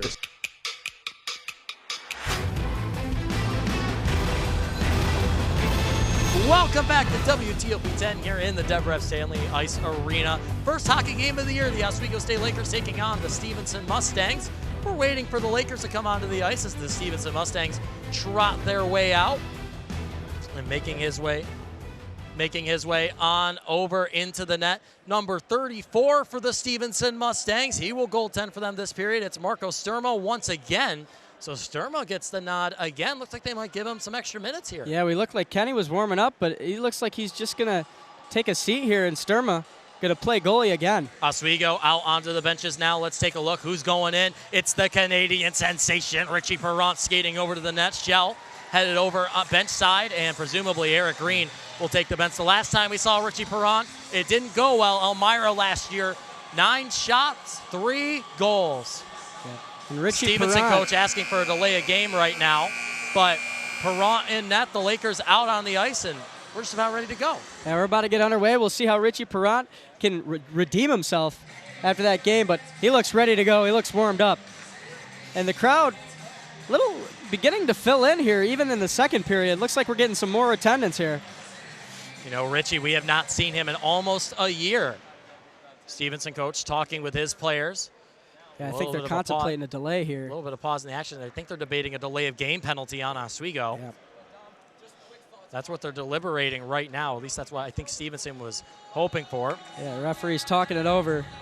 Starting out on the ice for the Stevenson Mustangs, it's Liam McCanny and Anthony Starzy.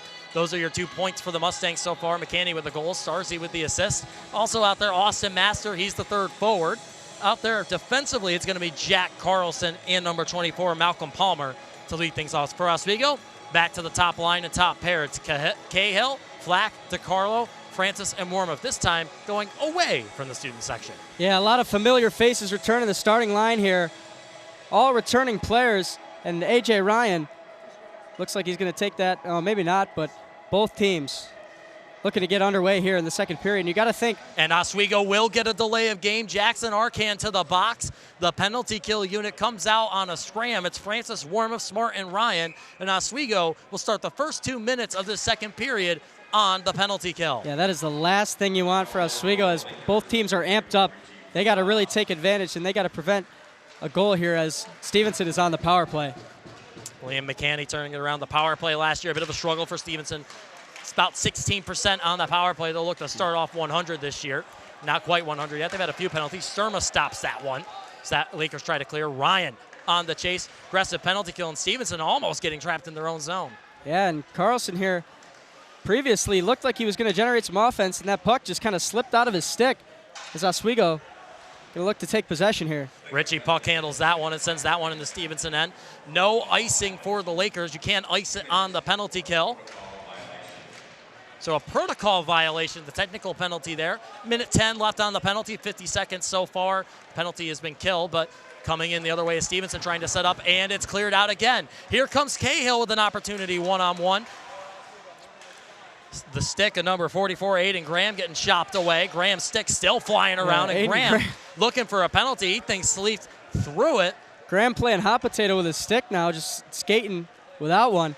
You can't still going to contribute. And his teammates can't pick up that stick. They can stick handle it. They can't pick it up. Here comes Connor Sleeth by himself on Sturma. He shoots off the pads, and Sturma covers it up. A shorthanded chance. Sleeth got the rebound, but he didn't quite get enough. Yeah, had a chance after the rebound, had 2 opportunities.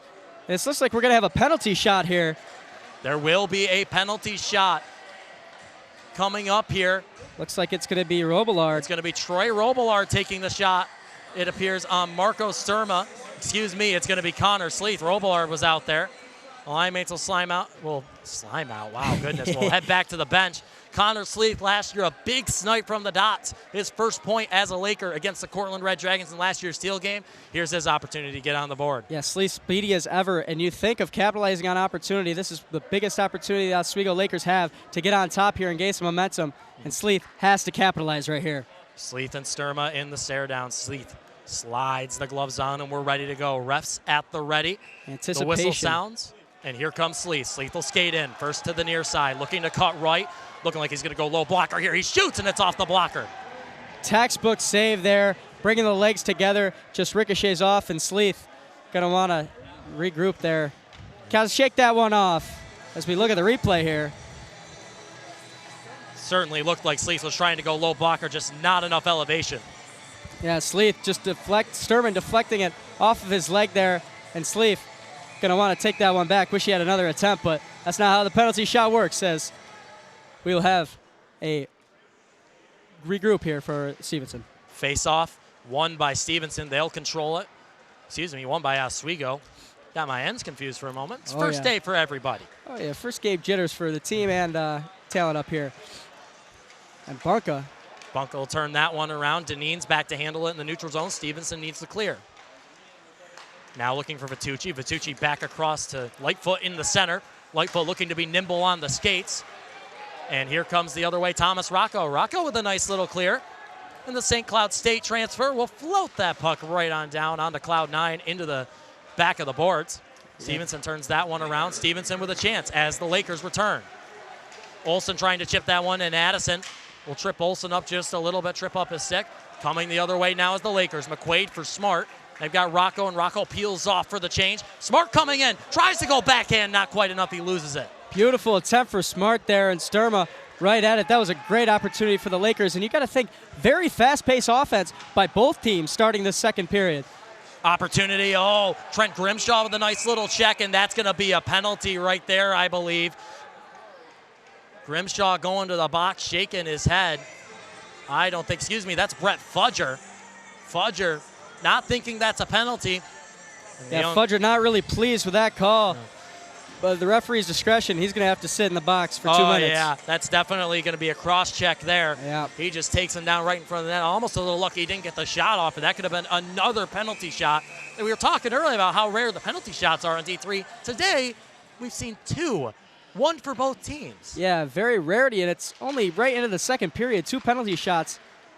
Not what you see every game. Warmoth with a big clear there. That one trickles off the stick of Palmer. And Palmer almost all the way back into the zone. And he'll get called offsides there, I believe. Yes, he will. Yeah, stoppage of play here. Both teams regrouping. No! It's an interference call on Stevenson. So it's 4-on-4 hockey now for the next minute 50, and Stevenson will get 10 seconds on the power play, so the Mustangs immediately lose the power play back to even strength. Yeah, even matchup 4-on-4. We're going to see if any team can capitalize. Members of each team in the box, the penalty here. The 4-on-4 unit for Oswego. It's Cahill, DeCarlo, Semrad, and Warmoth, the defensemen. Warmoth and Semrad hang around the blue line looking for Stevenson to come the other way, which they do. It's Deneen skating in. Just looking to get over to McClaney. He does so. Centering pass coming off the stick of Master. Yeah, great opportunity for Master. Wasn't able to capitalize there. Back in the Lakers' possession. Here comes Oswego the other way. It's a 3-on-2 right now. DeCarlo and Cahill skating in. DeCarlo pulls up looking for Warmoth. That one gets blocked by McClaney. Cahill by himself off the post! Off the post and out for Cahill. I thought that was for sure going in. Terrible luck right off the crossbar there. As close to a goal as you can get for DeCarlo. And Marco Sturmo with the Marc-Andre Fleury. Thank you, goalpost. Gives it a little friendly tap. Absolutely. A little bit of luck playing a factor in this game here. Cahill had Sturma beat, but the post, good positioning. Keeps that puck out. 49 seconds on the Oswego penalty, 57 on the Stevenson penalty. Stevenson into the zone. It's Rylot looking for McDowell in the center. McDowell skates around. Perrott with the save, his first. And Cahill's got to not think too much over that, but he's got to be thinking that was supposed to go in. Bunka trying to chip it in. It goes off the face mask of Rylot. Everybody's tied up in the corner. Stevenson trying to break out. They do so. Robillard, the defenseman back, scrambling back is Bunka and Shane Bull. Bull covering number 28. Bunka gets that one in the slot. A good takeaway. Beers trying to take it back, and Bunka will reclaim it, and everybody going to reset. 13 seconds left on the Oswego penalty. Yeah, great way for the Lakers to regroup, slow it down here, and continue to try to push it up. And Oswego will get 10 seconds of the power play, excuse me. Stevenson will be in the box for an extra 10. There's Fudger coming back out right as the whistle sounds, and this might be something for Oswego here. Yeah, might be able to get something off the faceoff. Oswego's got to capitalize here. What about Tommy Cahill, though? I mean, oh my goodness, what a shot. Look at Cahill. The defender on Cahill gets pulled away. Cahill by himself, ding-dong off the post. Wide open and right off the post. Oh my God, you can hear it from outside the deb, the ricochet off the post. As close of an opportunity as you can get for Cahill. You could almost feel an audible sigh in the audience as everyone thought that was going post and in. Back to even strength, 5-on-5 hockey. Every man out there. Addison with a takeaway up the Sleeth. Four players on the rush here. Centering pass for Sleeth deflected away. Oh! Connor Gato goes down hard into the boards. A pair of sevens. It's Bergeron and Gato feet first into the lumber. Yeah, I was just about to say less aggression in the second period, but scratch that. Both teams still getting gritty as somebody just gets bodied over there. Here's a chance for Stevenson skating around the defense, and that one shot off the glass. Good opportunity there for Zach Egbert, but he shoots that one just a little high. Sleeth turns it around looking for Arcan. Another number 13 comes in to grab it. It's John Musella. Musella along the boards. He'll dump. Francis on the chase. Perrant, look to puck handle it. Everybody settling in, starting to be a bit of more of a possession game as everybody goes back and forth. Oswego trapped in their own zone. And Ricochet, near dangerous there. Dickinson was trying to make that one work. It's Dickinson and Francis the pair. So the D pairs, just like we saw in practice all week, getting mixed up a bit. Yeah. We're going to see as we enter the actual season who's going to start as these D pairs, and they're going to mix and match with all these transfers you got to factor in. Who's going to be your best potential to win games this season? Dangerous centering pass from Roberts there, coming back across. In the corner, it's Palmer. Palmer trying to cut in wide. He'll get chopped down, and Perrant with the save in the crease. Great save there. Another chippy here, but Perrant going to put his full body on that, not letting that puck get in the net. Really good play by the Oswego State defense there. A few players to try and box Palmer out wide. Perrant saw that crease crossing pass, as we can see from the camera above the goal of net cam. Perrant gets that one out, comes off the pad, and full spread eagle bread basket Perrant, out. Yeah, spread eagle going to put his full body on that one, making sure it doesn't get in the net. A little tumble here. Will go down on the faceoff. Perrant, whoa, Perrant with a huge save as that one skirts across this crease into the corner.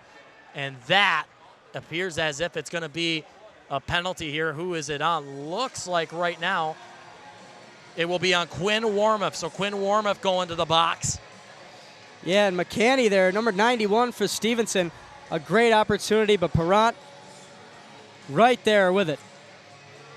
Watching to see what the refs call. I didn't quite catch exactly what happened there. Yeah, I was too focused on the goal attempt there. Jacob, what'd you see down there in the corner?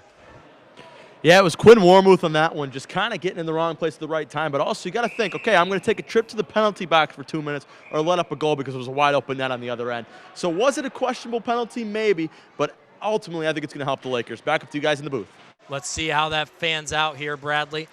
Bunka trying to clear it out early. He does so, and now Stevenson will need to regroup. Yeah, Bunka going to body the hooking penalty there. on Warmoth there. Yep. We're going to see how Stevenson can capitalize here. Stevenson struggling a little bit right now. A.J. Ryan hounding Palmer here in the neutral zone. That one off McClaney's skate, and it skates into their own zone. Ryan on the chase looking for his own shorthanded chance. He'll skate around Sturma, and they come up the boards. McCanny with a whole lot of speed coming into Bunka. Bunka lays the lumber, and it's offsides. Yeah, Bunka is a big body, not letting anything past him. Ran right into Bunka, wasn't even phased, didn't even move. Just moved him even closer to the slot almost. Bunka trying to take him to the boards, but that one bounces off Bunka and almost ends up right on Richie Perrant. But Stevenson, again, a little bit of uncoordination from both teams. They weren't offsides. That's a grade A+ opportunity. Yeah, absolutely. As Bunka going to take a breather here. He gets a substitution. Noah Bull in. A little bit of stick-on-stick action, and we're scrumming in the corner. Bull tied up. He'll have to turn around and race back the other way. Smart chasing down. Deep pair is Dickinson and Addison. Perrant with the save. That one went off the stick of Addison. Was starting to go a little wide. Deneen looking for the one-timer. Stevenson set up in the power play. Chip chance taken, and Dickinson fires a home run right down to Sturma. Great way for Dickinson to get that one out of harm's way there, launching it down the ice. 50 seconds to go in the man advantage for the Mustangs.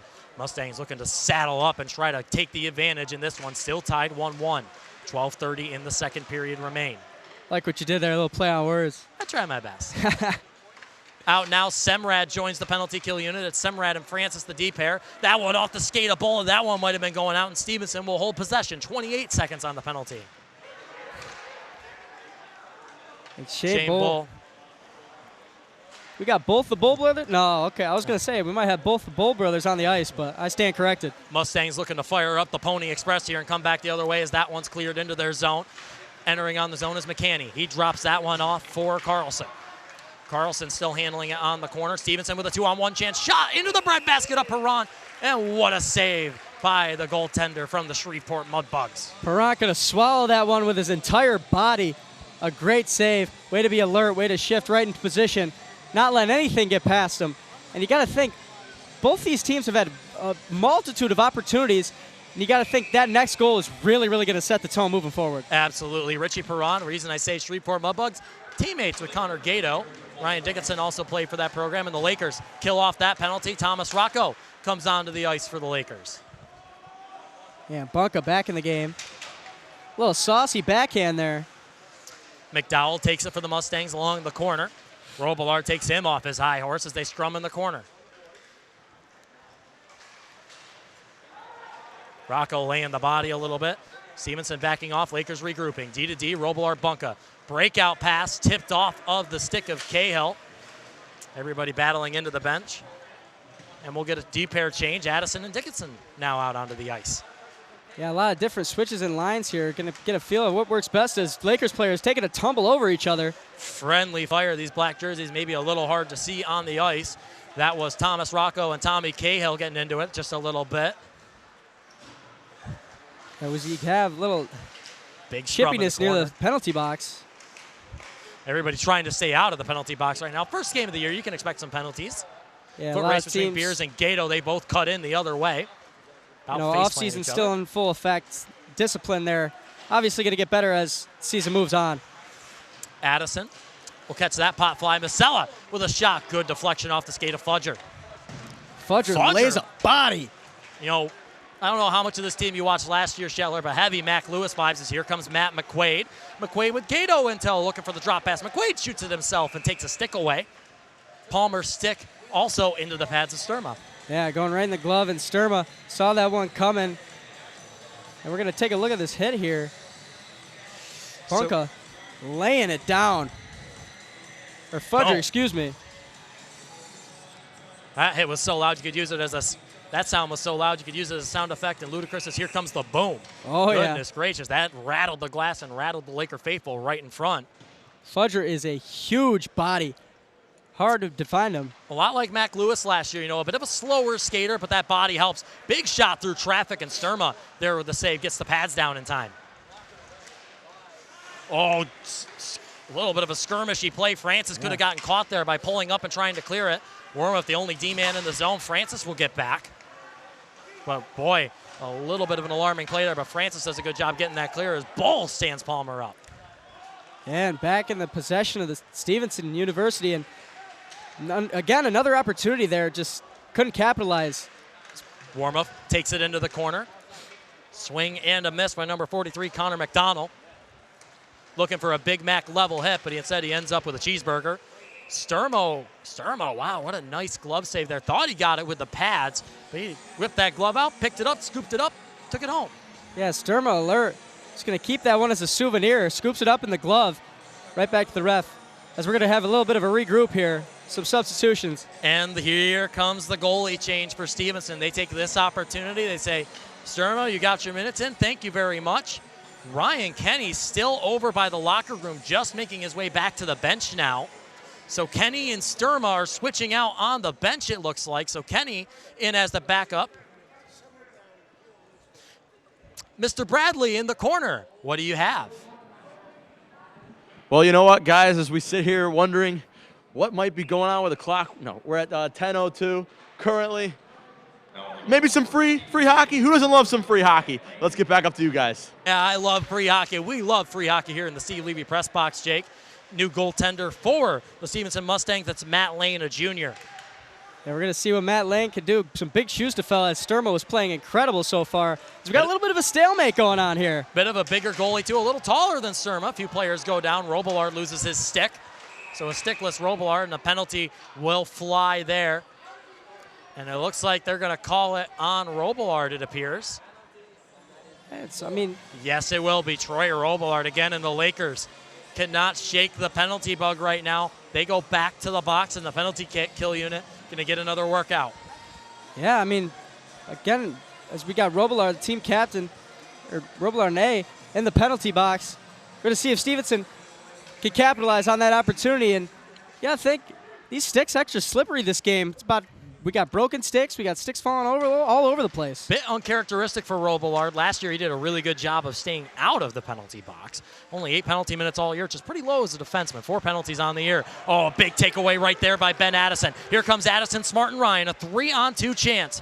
Addison will lose it, gives it to Smart. Smart deals behind the net. Ryan trying to get a stick on that one as the Lakers come back. Ryan slowing play down, and Ryan takes it away. Ryan by himself from the slot, shoots, deflected. Off the glass, sweeps play on. Yeah, really good shot, really good opportunity from Ryan there, but surrounded by a lot of white, wasn't able to capitalize. It's going to be deflected. Looks like they're going to call that one out of play. I think they thought it got the netting just a little bit. Actually, no, it's a penalty on the Stevenson Mustangs. Goodness gracious, I need to get my penalty glasses out, so I'm missing them. Penalty on McCrory, number 28, Graham McCrory here. As we take another look, oh, there it is. The ref laying down the law, calling that one out. So we have a face-off here. And Stevenson again squanders the power play. And now Oswego will get a bit longer this time. A 28-second power play once Robillard comes out of the box, but back to even strength just with 4 skaters. Yeah, one thing Stevenson has not been able to do very well is take advantage of the power play. Multiple opportunities in this game.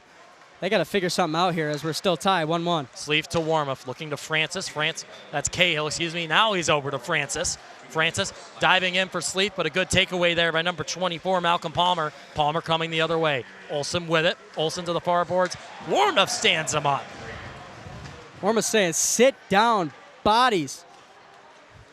Stevenson defender there. Evan Beers looking to make something happen. Palmer back into the offensive zone. Sleeth almost with the takeaway. Now taking away his Beers. All by himself. Centering pass. That one sky high into the student section. But Gloving it down is Warmouth, and now Warmouth up for Sleeth. Lakers coming the other way, a change. Brian Bunka on, and an offsides call on the Lakers there, so we'll get a face-off. Yeah, face-off here, and that shot on Lakers goal going to wake up the Lakers student section here as both teams regroup after that offsides. So the Lakers taking a chance to get a quick little change. On now is Daniel Colabufo and Alex DiCarlo. And let's take a look at this replay. Look at that Warmouth hit. He stands him up, and Warmouth shakes him off like he's throwing the backpack off after a day of classes. Warmouth just bodying him, saying sit down. Warmouth, another big body on this team. Ryan Bunka takes it to Semrad at the blue line. That one almost taken away, almost an 1-on-0 chance, and now it is a 2-on-1 chance. Semrad spreads out off the post. Richie Perrant in position. He didn't know where the puck went after that. Yeah, Master he gets back center. Bobbling it on his stick. Bunka diving, trying to give DiCarlo a 1-on-1 chance. Doesn't work. Back in the neutral zone. Big hit between Colabufo and McCanny. McCanny with the puck, another 2-on-1. McCanny fakes the pass. Back to Semrad. Semrad shipping it along. Turns it in front of the net. Scary play there, but Semrad clears it out up to Colabufo. Yeah, and those hits look even more brutal. DiCarlo over to Semrad. He tries to tip it, and it goes behind the net. Even strength now for Oswego. 28 seconds of penalty left for the Stevenson Mustangs. Great opportunity there for the Lakers. You talk about capitalizing as right here. Dickinson shoots over the net. Dickinson with a ripper. And they're just going to get this one down the ice here. Perrant looking to deal it. The clock is not working right now. Richie out of his net. Taps it, tap-a-roo right over to Connor Smart. And Stevenson waiting to go back to full strength. 18 seconds left on the penalty now. McQuaid on the ice. Takes it himself, and it's out of play, out of possession. No offsides. That one will get stopped by Lane, and Stevenson trying to look to clear it out and get back in the zone as we're back to even strength. Yeah, absolutely. Even matchup again, and you got to think it has been an absolute stalemate since the Lakers even it up, and you know this next goal is really going to be a difference maker here. Huge one. Very even so far, and chaotic second period, but a much quicker second period. Only 6:50 left here in this matchup between Stevenson and Oswego in the second period of regulation. Yeah, Jared, with just a little under 7 minutes left, looks like our predictions might fall through here. Yeah. There's an icing call on the Stevenson Mustangs. Let's take a look at some saves here. Richie Perrant first up. And boy, what a close call for the Canadian sensation out of Montreal, Quebec. Big call right here off the post. Yeah, absolutely. Perrant just deflecting with his glove. And taking a look here, right from the other side. Again, a great save. That might be one Drake Semrad has some nightmares about because that was a golden opportunity. He had goaltender Matt Lane spread eagle. No way he's getting back up to take up the top half of the net. The backhand chip misses wide. Absolutely another great opportunity for the Lakers here. So we're going to get face-off here. Quick stoppage, but we'll play on. Whistle blows. Making sure nobody's getting a face-off violation here. Flack and Reve in to take it. It's a scramble. We'll give it to Stevenson on that one. Stevenson wins that one. Francis down for Flack. Goes behind the net. Nobody there on the right side for Oswego. DiCarlo. And big play to keep it in. Yeah, so ref almost gets tripped up there. Making sure he's alert. Defenseman Francis and Warmouth pinch back in. Oh, that one gets by Francis, and here's an opportunity for Musella. Warmouth skates in. Big stop by DiCarlo coming back down and making a defensive play as a winger. Yeah, wait for DiCarlo to get in there. Perrant put his whole body in front of that. Bodied the boards. Sounds even more brutal right here next to the press box. Richie Perrant playing with some enthusiasm as he'll take a quick little free skate. Absolutely. Let's take a look at this big slammer from the electric company, Tommy Cahill. And Cahill always bringing energy, and he brings a whole lot of it right here. Cahill gonna lay the stick, bang, right next to the press box there. Gonna be a little toll on the ribs there. Tommy C4 laying the boomstick here. Face off one by Oswego. Francis back to take it. Off the glass, almost into the neutral zone, but Palmer with a nice little mitt. Tag it down. Flack will handle it over to the Stevenson bench. Chip it in, no icing. Lane with a nice little backhand. Yeah, beautiful play there. Arcan over to Bunka. Back into Robillard into the neutral zone. Robillard will chip that one in. Couldn't see the puck for a second, but coming up with it is number 9, Jake Roberts. Great opportunity here for Stevenson. See if they can capitalize. And Bunka Gonna take that one right out. Bull will chip that one ahead of Arcan in the neutral zone. No ice, no ice.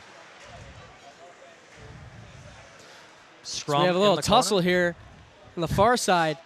Oh, and physicality starting to come back, Shetler. Starting to be a little bit of a shin pad showdown in the corner. Absolutely, and Bunka gonna take an opportunity Bunka here. for Arcan in the slot, and Arcan misses wide. Little wide there. Another opportunity for Arcan, and lays down right next to the referee, but yeah, another key play that they're gonna want to take back. A one-on-one here. McClenny gets around Robillard. Save, Richie Perron, a huge save. McCanny goes down in disgust into the boards. Here's another chance. Stevenson in. That one almost in and out. Richie Perron dives on it like he's on the swim team. And that's another big play for Richie Perron. Richie Perron all over that goal. 2 opportunities for Stevenson there, but a way to prevent those. Both goals would have been disastrous for the Lakers. That goal, that first shot almost looked like it went in. It was bouncing in the air, but Richie bats it out of the air. Let's take a closer look, Shetler. What do you see? Yeah, and right there, that was the first one, right off the tip of his boot. Now setting up the second shot, and I don't know how he saved that. Way to get his whole body in there, taking a dive. Way to prevent there from Richie Perron. And you know who had an eagle-eye view of that? Jacob Bradley. Let's send it down to Jacob. What'd you see? Thanks, guys. And right on cue, Richie Perron has been a brick wall there, and that defense in front of him is there to help him because he has looked phenomenal. This defense has looked phenomenal. A lot of scoring opportunities for Stevenson, but the Oswego defense is not letting anything in. Stevenson's looking for a piece of Swiss cheese. Oswego's being a piece of provolone. Guys, back up to you. I love me some cheese. I prefer some cheddar because you got to go chopped cheddar. But I respect the provolone taste. Oswego coming in, looking for some top cheddar, but it goes the other way. Ryan, good move to keep it in the neutral zone. Stevenson dumps in. Dickinson with the stick and the body to keep the stick puck moving along, not the stick. Colabufo shoots right into the breadbasket of Matt Lane. Picks that one out of the oven, and a good save right there for number 30. Yeah, Colabufo looking for his first goal as a Laker, but right into the breadbasket of Matt Lane, was ready for that shot. And, you know, like I told you, Shetler, Colabufo with a wild snapshot. He takes a pretty good rip on this one. Yeah, Colabufo speedy, has a beautiful shot, and now he's going to try to capitalize on the faceoff here. Colabufo in to take it. He'll skate that one up. Stevenson will recover it. Colabufo won it forward, but no one home. Aiden Graham taking it down ice. Richie Perron out to puck handle it. He'll chip that one along the glass and try to get back in net. Yeah, dangerous for Perron there. Very out of net there. Olsen shoots. Stick save for Perron. He gets an unwelcome visitor in Kyle Lightfoot, who was not on his feet. Now Lightfoot on his feet. Takes it away from Semrad. Yeah, Perron hard at work here. Has prevented a lot of goals. With the amount of players that went down that time in the Oswego defensive zone, Shetler, I think we're going to need a new skate sharpener for both teams. Oh, yeah. I don't know if they got the technician there to sharpen the skates, but you look at these shots, 15 compared to Stevenson's, or Oswego 20 and Stevenson's 15. A lot of opportunities with just 1-1 on the board. Stevenson, big opportunity. Save, Richie Perron. Semrad with the clear. Perron back with the pad save. Again, full spread eagle by Perron, not letting that puck slip into the back of the net. And Perron has had quite the day at the office here today. Perron with more determination than the dad trying to bring in the groceries into one haul. Sensational outing so far for Richie Perron, modeling his preseason last year. Let's take a look. Absolutely, putting his full body into that one. There it is, doing a little starfish there. If you can't glove it, lay on top of it, right? Exactly. Noah Bull in for the faceoff. Stevenson with an opportunity. McDowell chips that one in for a Rivet that was on the ground. So that one goes off into the corner, and it's another corner contest to see who comes away with this one. It'll be Oswego. Grimshaw looking to get up for Noah Bull. Here's a breakout chip, batted down by Beers. Well, interception by Beers there, and Mormuth right back on it. Gato up to Grimshaw. He's got Bull on the left. Incoming Francis. Francis pinching up. Rocco drops back. And the call will be offsides on Oswego, so that potential rush comes to an end right there. Yeah, the Lakers a little too eager to try to generate some offense there. But as we get a little break here, both teams really eager to get that goal in the back of the net. Face off on the far side circle in the Stevenson end at the blue line. Flack will take it back. Robillard chips it in. Now Oswego will enter the zone. D to D for Stevenson, and just like that, they'll quickly clear. A little stick-on-stick action in the zone. Robillard to Bunka, and feeling a little deja vu, Shetler. Yeah. We're back into the Oswego zone. And I was just going to say, Flack looking eager to get his second goal here. Flack, right good now, play. popping it up. Flack, good play in center. Oswego utilizing the dump and chase pretty heavy here in what's been a physical game as Rocco lays a stick. Looking for the backhand, and Lane with a big cross-crease push to make the save. Great save by Lane. I think physical is an understatement here. Both teams have been chippier than ever. As we look at this beautiful save by Lane, just right into the breadbasket again. Perfect read by Lane here, Shallow. Yeah. Was ready, alert at all times. Way to adjust there. Was looking the other way, but sensed it coming. Great goal, or great save by Lane. You can see him come off the post. He was hugging the post, saw Rocco come in and kind of get right in his kitchen. Yeah, but Lane pulled peripheral there. Lane pulled out the right pan for the cooking and prevented Absolutely. Oswego from rifling one into the back of the net. Flack with a face-off here. Flack looked like he might have won it, but Stevenson going to come out with the upper hand. DeCarlo back to help with defense. Big save from Perrant, shot from the blue line. DeCarlo in to handle it. Robillard trying to chip that one out, but DeCarlo will come up and try to clean up. Flack centering for Rocco. Rocco sends it in, and Beers unable to get a handle on that puck as it falls back, and Stevenson headed the other way. Into the neutral zone they go. It's Addison, Dickinson, and McQuaid on defense. Big hit. Yeah, Addison tried to lay the body. Didn't get all of it. Flack chips it up. Good stick work and skate work by Dickinson to keep that one up. McQuaid muscles his way through and holds it, cuts back in the corner. Fudger on as well. It's Fudger, Smart, and McQuaid the forward line. Addison and Dickinson the defensemen. Smart with a little 360 there, trying to get it into position. Fudger out to the blue line. Takes it back in by the dot. Leaves it for McQuaid. Oh, they're a little tied up, a little bit too on top of each other. Fudger sends it around for Smart. 1 minute to go in the second period. This period moving along. Yeah, time is flying here as we're almost approaching the end of the second. No goals here. As we got to think, what's the game plan going to be moving on to the third period? No, the game plan right now is Shetler. That's an offsides call. Yep. 21-17 shots right now in favor of the Lakers. And honestly, Shetler, I'm not sure. I think you just got to clean up a little bit. You know, clean up your passes. Oswego been foiled by a little bit of iffy pass work so far. Yeah, clean up the pass work. Obviously, the goalies have been playing great, but both teams just really got to capitalize here. Let's see who capitalizes on this face-off. In to win that one is Sleeth. Arcane and Bull on the chase, but everybody falling back now as Stevenson comes the other way. It's Lightfoot skating it in and dumping it in. Francis in to take it. Big hit coming in courtesy of Eric Olson for the Mustangs. Francis sees that one go the other way, turns around. Bull cutting in. A little bit of a lack of communication there as they both wanted it, and Francis will get it. Whole lot of sticks in the corner for Francis as that one's chipped right back into the corner, and we start over. Yeah, that one's now chipped out. Sleeth will take it into the neutral zone. A little bit of a stalemate here and able to take it down. Sleeth trying to put the body up to keep that puck in, but it goes out. Oswego needing to regroup. They'll go D to D here. Warmoth looking for Francis. He'll pass up. Everybody's clear. Francis back around to Warmoth. Content to let the clock run out, and it does. A good period for Richie Perrant, Shetler. Absolutely. And, you know, it's 1-1. It's an absolute stalemate. And if you're Stevenson, you got to use a lot of horsepower to get the puck in the back of the net there and take advantage of this opportunity. And if you want to know something what's coming next, the goalie we've all been excited for, Cal Shell, will come in making his NCAA D3 debut here in the third period, at least projected to be. The first two goalies have started. I wonder if we'll see Ryan Kenny from Stevenson. Yeah, we never know. I mean, Cal Shell going to get a great opportunity here, and he's going to have to perform. And Ryan Kenny up in the air. We'll see if he appears in the third. All right, Mr. Bradley's down there with the Canadian sensation, Richie Perrant. Thanks, guys. I'm here with Richie Perrant. Richie, let's just start off by saying you're out there for the first time this season in front of the crowd. What's that like for you? Oh, my God, what a feeling, you know. All throughout the summer, we're working hard, waiting to get back here in front of our home fans. It's just electric, and we're so happy to be back. You had quite a defense in front of you that period, man.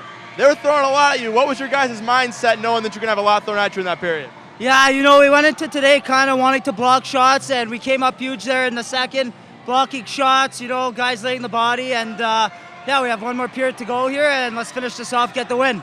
Well, let's talk you up a little bit. You looked real good out there today. Has there been anything that you've changed in the offseason heading into this year to improve your game?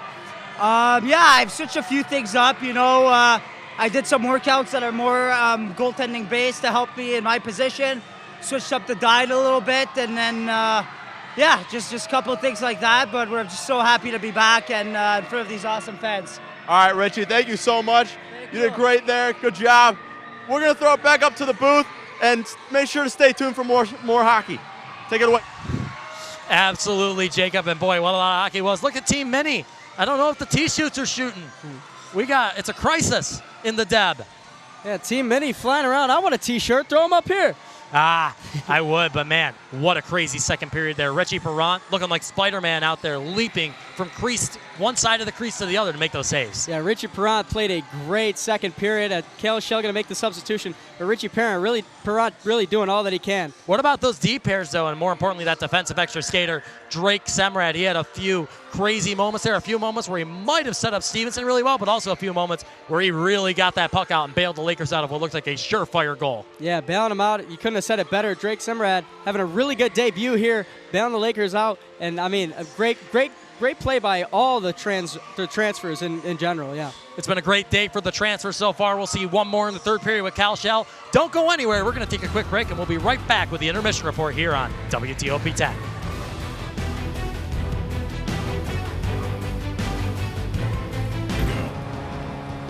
Only on WTOP. DeCarlo on the rebound! Alex DeCarlo! Yeah, it's been a wild game so far. A lot of high scoring, so definitely tighten it up and play out that full 60 minutes.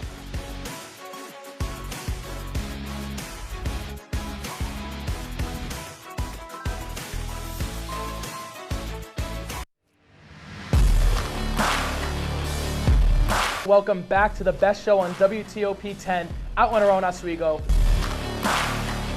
Did you hear that Bad Bunny's going to be in Canada over spring break, you know? I heard that one. Drink a cognac. The week. Oh my God!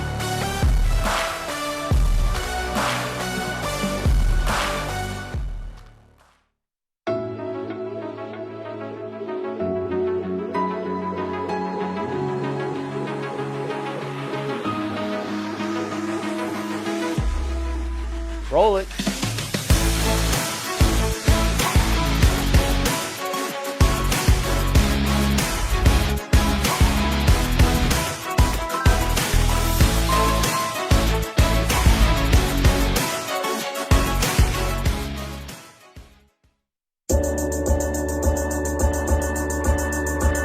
The Kinda Late Show with Chloe and Anna.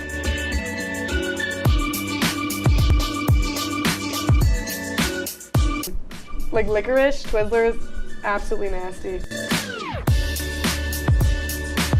The thought of turkey is just nauseating. I think you're wrong, is what I think. You think I'm wrong a lot of time. I do think you're wrong a lot.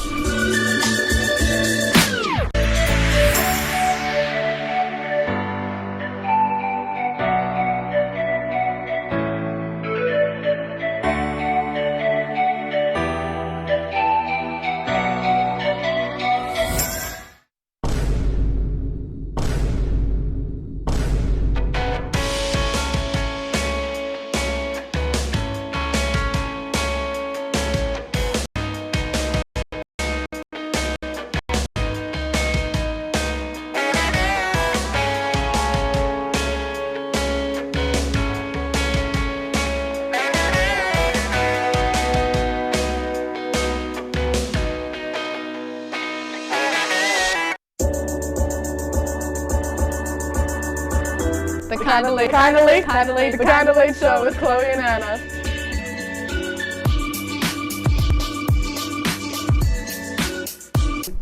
Like licorice, Twizzlers, absolutely nasty. The thought of turkey is just nauseating. I think you're wrong, is what I think. You think I'm wrong a lot of time. I do think you're wrong a lot.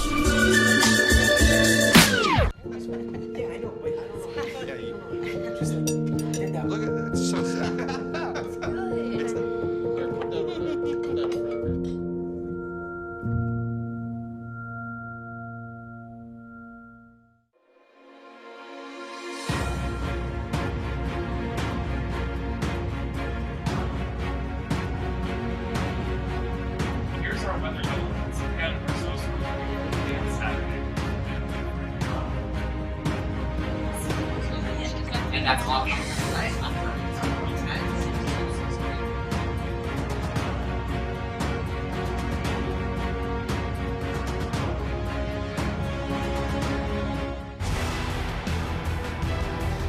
Welcome back to the Deborah F. Stanley Ice Arena here inside the Marano Campus Center. 2 periods of hockey in, and just like the first period, it is still 1-1 Lakers Mustangs. I'm Jared Wakefield. He's Michael Shetler. And Shetler, goodness gracious. But what did you think about the second period? Different period than the first, for sure. We got a good old-fashioned stalemate on our hand. I mean, a lot of different play in the second period. No team, a lot of...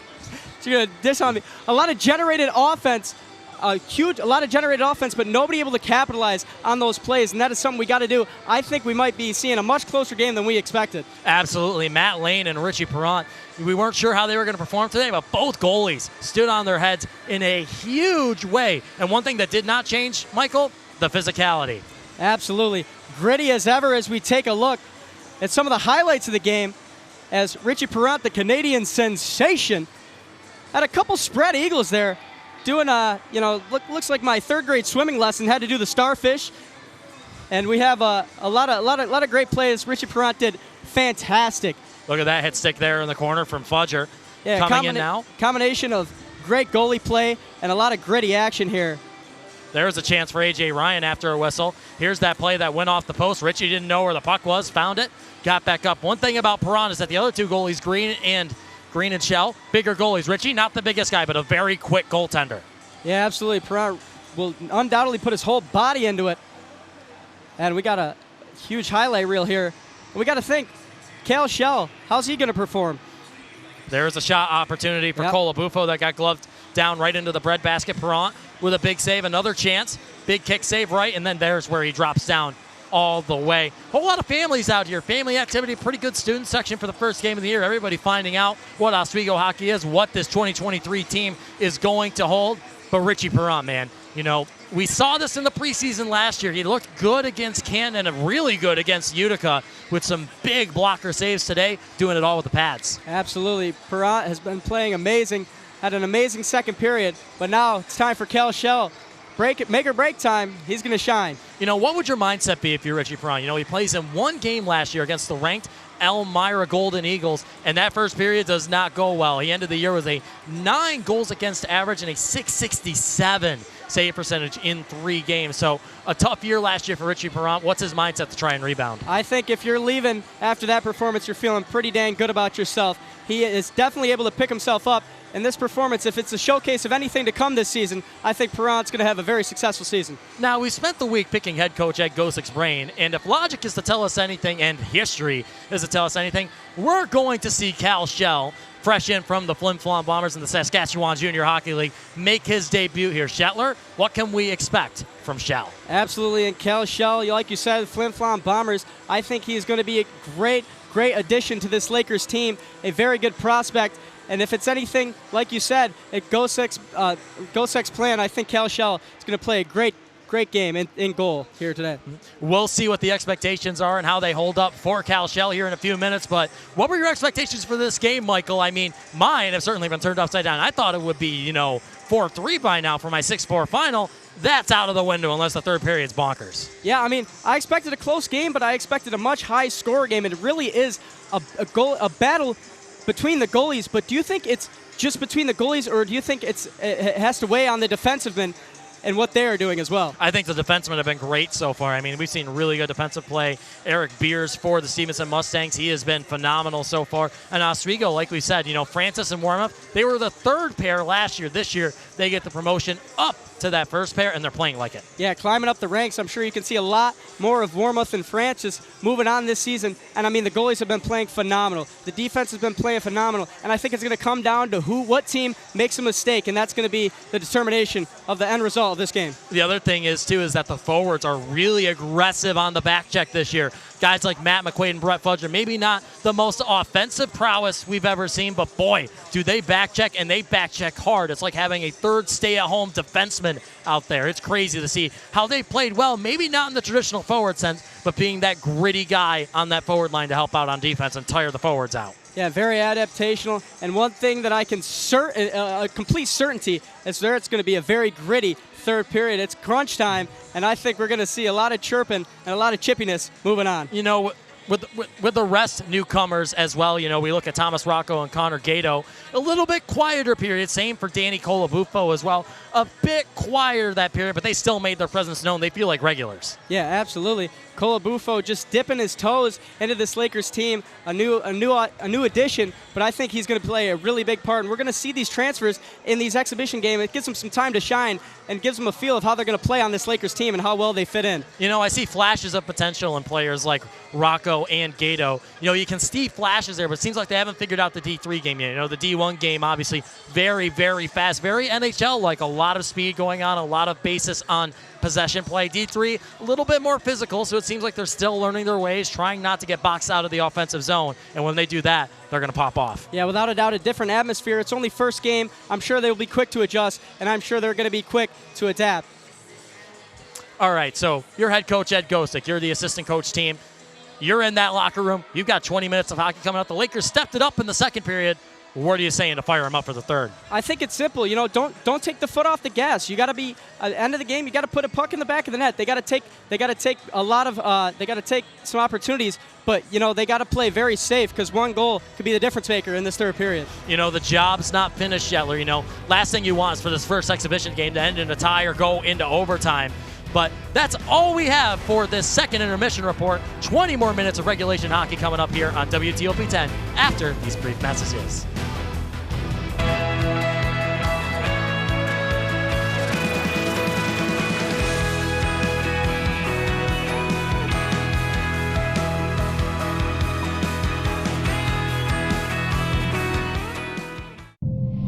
You quit smoking and thought, that's that. But here's the thing about lung cancer. By the time you see the symptoms, it could be too late. But now, there's a new scan that can detect lung cancer early when it's more curable. If you smoked, get scanned. Talk to your doctor or learn more at savedbythescan.org. Good evening and welcome to WTOP 10 Nightly News. Total, Baldwin faces 32 charges. Saturday, I went to Woodchuck Saloon. Too much temperature change. 1310 meteorologist. 2 as well. Visions from Tanner Spink. Go to 2-1. 2 with 6 and 10 on the year.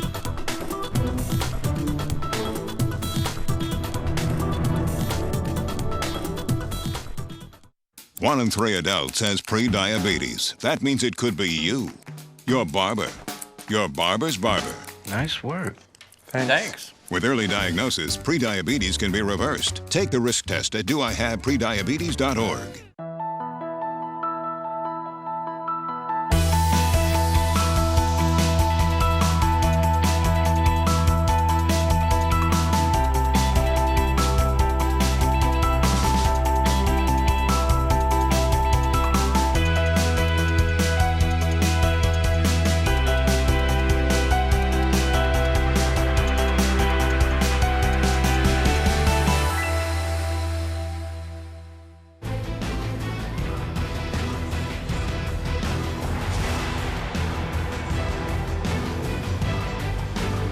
Welcome back to the Deborah F. Stanley Ice Arena and Convocation Hall here in a rather warm Oswego, New York today. Pretty warm outside. I went outside, got a few things before I got ready for the broadcast today. Pretty warm, about 60 degrees. That's crazy, but it's already hockey season. Absolutely, very comfortable feel here in the Deb. And one thing to consider, Thomas Rocco, first line here entering the third period. That's correct. We got Tommy Cahill in the center, Tyler Flack on the left wing, and starting this one out, Thomas Rocco gets the bump up to right wing on that top line, and sure enough, in net is the man himself all the way from the Flin Flon Bombers. It's Cal Shell. Cal Shell hopping into net, the native out of Burlington, Ontario, 6'2". Will get his first collegiate minutes here in a few moments. He's still got those Flin Flon pads on too. A little bit of a delay in goalie gear right now. So he's rocking the white pads and the brown blocker and glove. Absolutely, quite the color combination here. And Cal Shell looking for his opportunity to shine, looking to play some lockdown goalies. Cal Shell looking to be a brick wall here for the third period, and the last thing he wants to do is let a goal past him, or let the puck past him, because we're as close as it can get here. A discussion down here in front with the head umpire and head coach Ed Gosick. I believe they're talking about that last period, that delay of game that was assessed, and it looks like we're going to have dueling 2-minute penalties here to start the period. Oh, wow. I will wait to see. But both coaches pretty fired up right now. Dueling 2-minute penalties, team penalties. So each team will start 4-on-4 with a player in the box. And Ed Gosick is irate. Yeah, Ed right Gosick now. chirping one of these referees. Sure, he's not too happy, but it's been a story of the game. Tons of penalties in this contest. Ed Gosick is extremely upset. The ref is getting the pointer finger out. Gosick. Yeah, he is chirping away, gesticulating. It looks like it will be 4-on-4. Yeah. Now the Stevenson coaching staff getting a word in with the other refs. Refs having a tough day on the job. Having to deal with these very passionate head coaches can't be easy. Especially a long-term coach like Ed Gosick. Year 19, he started the coaching gig in fall of 2003 as the head coach, was assistant coach from 1990, so he's been here way longer. 19, yeah, leading the team to a national championship in 2007. Looking to run it back this year. Looking to see who's going to go into the box for Oswego. Flack skates out of the face-off circle. As we highly anticipate the start of the third. Brett Fudger, the freshman, will take one for the team, skate to the box. Flack headed center. Here's how the unit will roll off. Rocco will step off the ice. Flack and Cahill, the forwards. Francis and Warmoth, the D-men. On the other side for the Stevenson Mustangs, it'll be Liam McCanny out there as a forward. On his other side, his right winger will be Malcolm Palmer, defenseman. Also out there is Evan Beers and number 20, Austin Master. Those are your starting four for the third period. Yeah, we'll see how they do. And as we are underway, but Fudger, new on the team here, but awfully familiar with the box so far. Taking one for the team there. Yep. Seeing the ins and outs of that penalty box. 2-minute bench penalty for delay of game on both teams. Really? What an interesting call there. Bunch of odd penalties in this game. Very rare to see a delay of game penalty assessed at the start of the periods. Yeah. Cahill trapped in the neutral zone a bit. Will deal to Francis, get a little bit of open ice and clear it down. Beers was trying to swipe that one away, but ends up swiping it into his own zone. As far as Stevenson goaltending is concerned, Matt Lane will stay in. I wonder if we'll see him get pulled. Cahill will test him a little bit and then go to crash the net. Yeah. But a good save by Lane to start things off. Shell still untested. Yeah, great opening save by Lane. And this is really make or break here. Getting one on the board early in the third is going to really set the tone.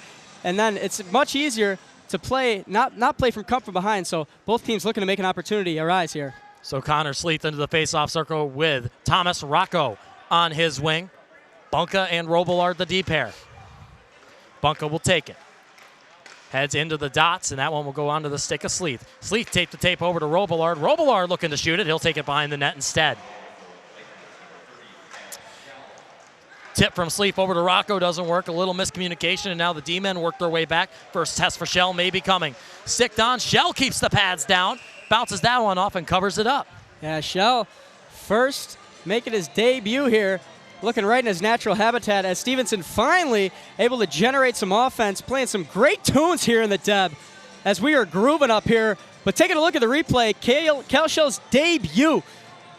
He ain't letting that thing get by him. Cal Shell eating that one up as he makes a great save here for the Lakers. Very good positioning there by Shell. Taking the angle away by being out front early and then getting the pads down to block out the 5-hole. Big figure so he can just kind of stand up on his skates and stand up on his pads and block most of the net. Yeah, absolutely. And Cal Shell staying alert as it is down near his side Let's here. not get too hyped, though. It's early. We got to see what this test is. Shell with a huge poke check. Yeah, it says get that thing out of here. I guess we can get the enthusiasm up a little bit. He at least has a green stick. Yeah. Stevenson now turning that one around. Olsen with it. It's 1-on-3. Like he was playing some poker there.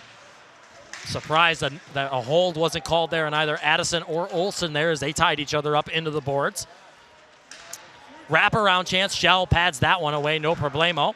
Yeah, Vitucci looked for a wraparound there, but Shell was alert. Quiet day for Frank Vitucci so far. Leading scorer for Stevenson, that return, but nothing here. But this isn't quiet right now. Shane Bull skates in, gets that one tied up in the skates, and he and Graham go down hard. Oh, Stevenson almost tips it in. Lane gets it. And we got a little bit of a tussle here. Some aggressive hugging going on as we go to the board. Shane Bull. That looks like You know, I'm not a counselor, but I don't think that was friendly hugging going on right there. Yeah, some very unfriendly hugging. Yeah. Getting to know each other, seeing what brand of pads they got on. Check it out. If they're a out. Bauer or CCM guy. Bauer guy myself. Bull will skate to the ice. I'm a Bauer guy. Yep. My Easton S19 gets it done. Oh, yeah. That elliptical profile technology. Let's take a look. Power play still on here. 4 seconds left to 4-on-4. Then we're back to 5-on-5 hockey. About to be evenly matched. As Warmuth. Opportunity for Warmuth. He's clear. And Lane. Bread baskets it up. Drops it as there's a little bit of a shoving match. Right Lane into the getting some midst words of into Colabufo. Yeah, right into the midst there. As Warmuth had another opportunity. Warmuth has been playing a really, really solid game so far. Warmuth has looked more impressive in this period, this last 2 periods so far than he did most of 2021, 2022. Back out to Warmuth. Warmuth from the face-off circle, tipping it in. Off the skate of Smart and in! Will they call it back because he might have been in the crease? No, they won't. It's a goal for Oswego State off the skate of Connor Smart, the second apple of the day for Quinn Warmuth. What a huge goal, huge tone setter there, and Smart, as we take a look at the replay here, Smart gonna just take that one. Warmuth, as we were saying, playing a great game, and Smart just right off his skate there. Unintentional, but great way. Let's take a look at another look. As we take another look here, man, what a beautiful way to get that puck in the net as the Selly. And you got to think for Stevenson, how do you regroup in that scenario? Absolutely, but what an outstanding play there. And look at that, almost an identical goal to the first goal. Warmuth from the blue line into traffic, and the Laker forwards get one. Big stop by Shell, and the puck heads the other way towards the Stevenson end. Shell going to ricochet and sending that one all the way down the ice off of the boot. And man, they almost back-to-back goals there as Shell takes a face on. Well, how was Stevenson going to rebound? Well, just like that, they almost had a chance with the rebound off of Shell. Cleared out by the Lakers all the way down. They get icing, but what a stop there. Good play by the Lakers defense. Absolutely. That answered my question. Stevenson looks unfazed. Wanted to answer right back. Bergeron, 1 times into the bread basket of Shell. Bergeron was looking for a ripper into that goal, but Shell was right there for it. We'll take a look at this one from behind the net here. You can see Shell shut up. Bergeron's going to get the puck, skate to the slot. Good snapshot here, but just a little too low right into Shell. Yeah, Bergeron going to close those legs, get it right into there. He's not going to let that goal go by. Not going to let that puck go by, excuse me. It's a battle of 91s in the face-off circle. It's McCanny and Fudger. Fudger will come up with that one as Oswego turning it around. Connor Smart officially credited with the goal. Warmuth, second apple of the day. What a day for Quinn Warmuth. Yeah, Quinn Warmuth has been an assist machine today. Has been at the right place at the right time for the majority of this game. Opportunity here for Stevenson. And there's a scrum in the corner. There was for a moment Bunka and Anthony Starzy getting hung up, but they shake hands, go off their merry way. And what another huge save by Shell. He's been in position every time. As we look, way to adapt for Cal Shell. Getting right in there and hugging that with his legs, not letting that ball get by. What a contrast between Shell and Perron. Perron, a very active goalie, obviously because of his size, and there's another glove save by Shell. But Perron has to be active because of his size. He needs to get around the crease quick, so he's a lot more energetic, a lot more willing to take risks. Shell, it's early. I mean, we're only 3 minutes in. Looks to be more methodical, somewhere between Eric Green and Kozakowski. Green, puck handles a little more, but Shell really focusing on positioning. Shell very calculated, making sure he's in the right position as he faces some shots. Grimshaw laying the body, trying to fight that one away. The Lakers will get that one, and coming up with it is Noah Bull. Bull on the race, and McDowell swats him down. McDonald with a pass intercepted by Gato. Penalty called. We're going to anticipate. That was offsides. Offsides. Was waiting to see what it was going to be. Thought there was a penalty. It looked like there might have been a slash on Stevenson or Oswego there. Some sticks got a little sticky, so to speak. But just a simple offsides. Olsen and Noah Bull in to take it. A lot of offsides calls in this game. I mean, that's to be expected, though. You know, it's the first game of the year. You're going to expect guys to be a little rusty, trying to get some game action in, but that's what these games are for. And I think overall by both teams, though, there's a lot to be proud of. A lot of these teams, both teams looking very sharp. Mustangs having a great game today so far. So are the Lakers. They lead 2-1. 16:30 left in the third period. 25-24 shots in favor of Oswego. So Stevenson getting a couple more rips there on Shell to start the third period, evening things up. Yeah, the ref was in the middle of that tussle. He was getting the heck out of there. Gato now in the battle. Noah Bull trying to race up. That pass intended for Bertucci goes wide. And the Mustangs will have to resaddle up and try to get back rolling on the Pony Express. That one for Bertucci left wide, and the Pony Express off the rails once again. Coming down is Thomas Rocco. Rocco chips it in all by himself, doing all of the work. Pony Express, horse punts keep on coming. The Lakers now looking to try and raise the flag, set sail. Cahill skates that one in, keeps it in. The Lakers hold possession. Flack in with a big hit off a light foot. He stays on his feet. Rocco and uses his skates to work that one. Opportunity for Cahill there, not quite a shot. Gets deflected around, a little bit of hot potato or hot puck. Rocco over to Cahill, dancing along the blue line. Everybody's got to clear. Oswego clears. Yeah, Francis to Semrad. Lakers have been really controlling Stevenson, a the bad puck. change, but Flack loses an edge, and that costs Oswego what could have been a grade A opportunity. Yeah, a lot of opportunities. Oswego has really been controlling the momentum so far, controlling the puck, but Stevenson with the opportunity here. Big pad save, rebound chance taken away by Oswego. Stevenson with fresh legs comes the other way. Speaking of fresh legs, holy goodness gracious, Matt Lane all the way to the dot to play that one out. That could have been disastrous. Little Dominic Hosek right there challenging Shane Ball. Yeah, I think a little too far out of position there. That could have been very costly. Going up 3-1 is the last thing you need. As we got to take a look at this, Shetler. Michael, take me through it. Oh, my goodness, was he away from home. Lane was a solid, 10 feet out of position there. Very, very, very gutsy. Maybe even more, and man, yeah, maybe 20. I mean, that is insane. That could have been very, very catastrophic for Stevenson here. I thought he was going to go full Patrick Waugh and just skate the puck to the red line. Yeah. No idea, but it worked out in the end. Lane finds a way, finds a lane for that puck to get up in the air. Shot by Rivet off the stick of Robillard, a block shot for the Lakers. Shane Bull, try again. Lane will stay in his crease. Bull on the backhand, rebound chance. Lane will glove it down, and a whole flurry of hockey players come flying in, about a million. Yeah, wait for Lane to adjust, get that in his glove, and seems like he's shaking off the previous goal. It's right back to the great game that he's been playing as we take a look at this save right here. You look at Lane, really getting down and dirty here. Way to scoop that up. So we got an extra slow-mo here, grabbing that with his glove, preventing that goal. Just maybe a little bit too much hesitation from the Lakers to try and get that shot. If they shot a little earlier, 5-hole was open. Yeah, absolutely. And Stevenson, you know, I said it before, but it really is crunch time for them heading into just a little over 14. You know, something to note with Stevenson, we saw Marco Sturma come out about 30 minutes. I don't think we're going to see Ryan Kenny. He is unblockered, ungloved, and unmasked sitting by the locker room door. So I don't think we're going to see Kenny at all today. Yeah, so much for my player to watch. We're not going to see him. Sleeth dumps that one in. Stevenson could prove me wrong here. I could be wrong, but right now, no action on the bench in terms of goalies. Yeah, not looking like Big it. glove save by Lane. Ryan Bunka looking for a clapper from the blue line. Almost had it. Lane looking like a first baseman out there, reaching out and grabbing that with his glove. Well alert, and he's been alert since he got substituted in the second. Yep. Let's take a look at that one more time. So seeing the puck the whole way. Taking a look here, Lane might have to switch sports after that one. Way to grab it in his glove. And what a save by Lane as we get the face-off right here. Stevenson defense tried to come in. They almost didn't have a – Bunka had a clear lane. Stevenson kind of blocked that lane a little bit there at the end. And Oswego won the face-off but loses possession as it triples off Addison's stick. Dickinson turns it the other way. Dickinson to Colabufo. He'll get a stick on it. No icing. Pulling up in the corner is Beers. Beers and Smart having a battle. Here's A.J. Ryan. Ryan to Addison. Addison shoots. Deflected almost into the net. Took a weird hop. Yeah. Thought that might have been a chance for Addison.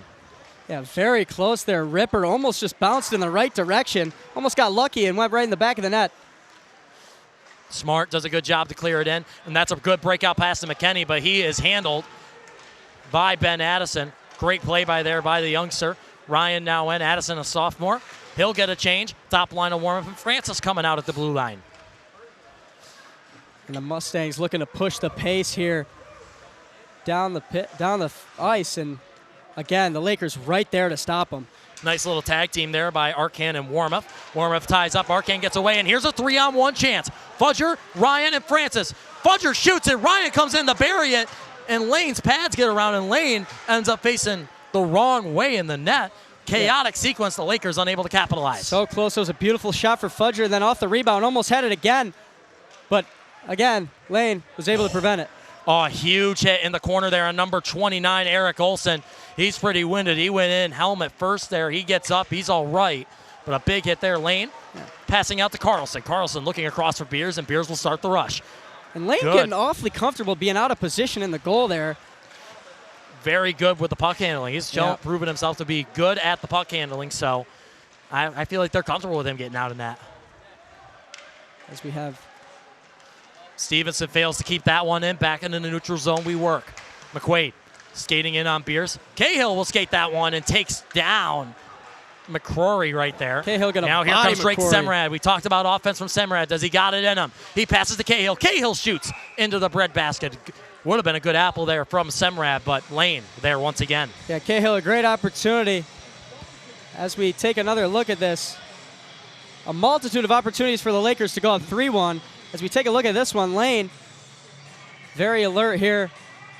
Almost, I mean, that was very, very close. And right back at it, Lane senses it coming, going to get in position, and a great stop here from Lane. Waiting to get that out of position. You can see that was the breakout opportunity with Fudger, Smart, and Ryan. Yeah, Fudger had a great opportunity there, almost in the back of the net. Lakers did a lot of things right there, but just no puck luck. Oh, Semrad turns that one around. Here comes Semrad skating back in. Semrad almost looking like a forward, but he's out of position. Here comes Ribe. Bunker poke checks him away and stands him up in the corner. Huge shot. Both members taking a tumble. Double collision there. Grimshaw and Noah Bull. It's a 2-on-3.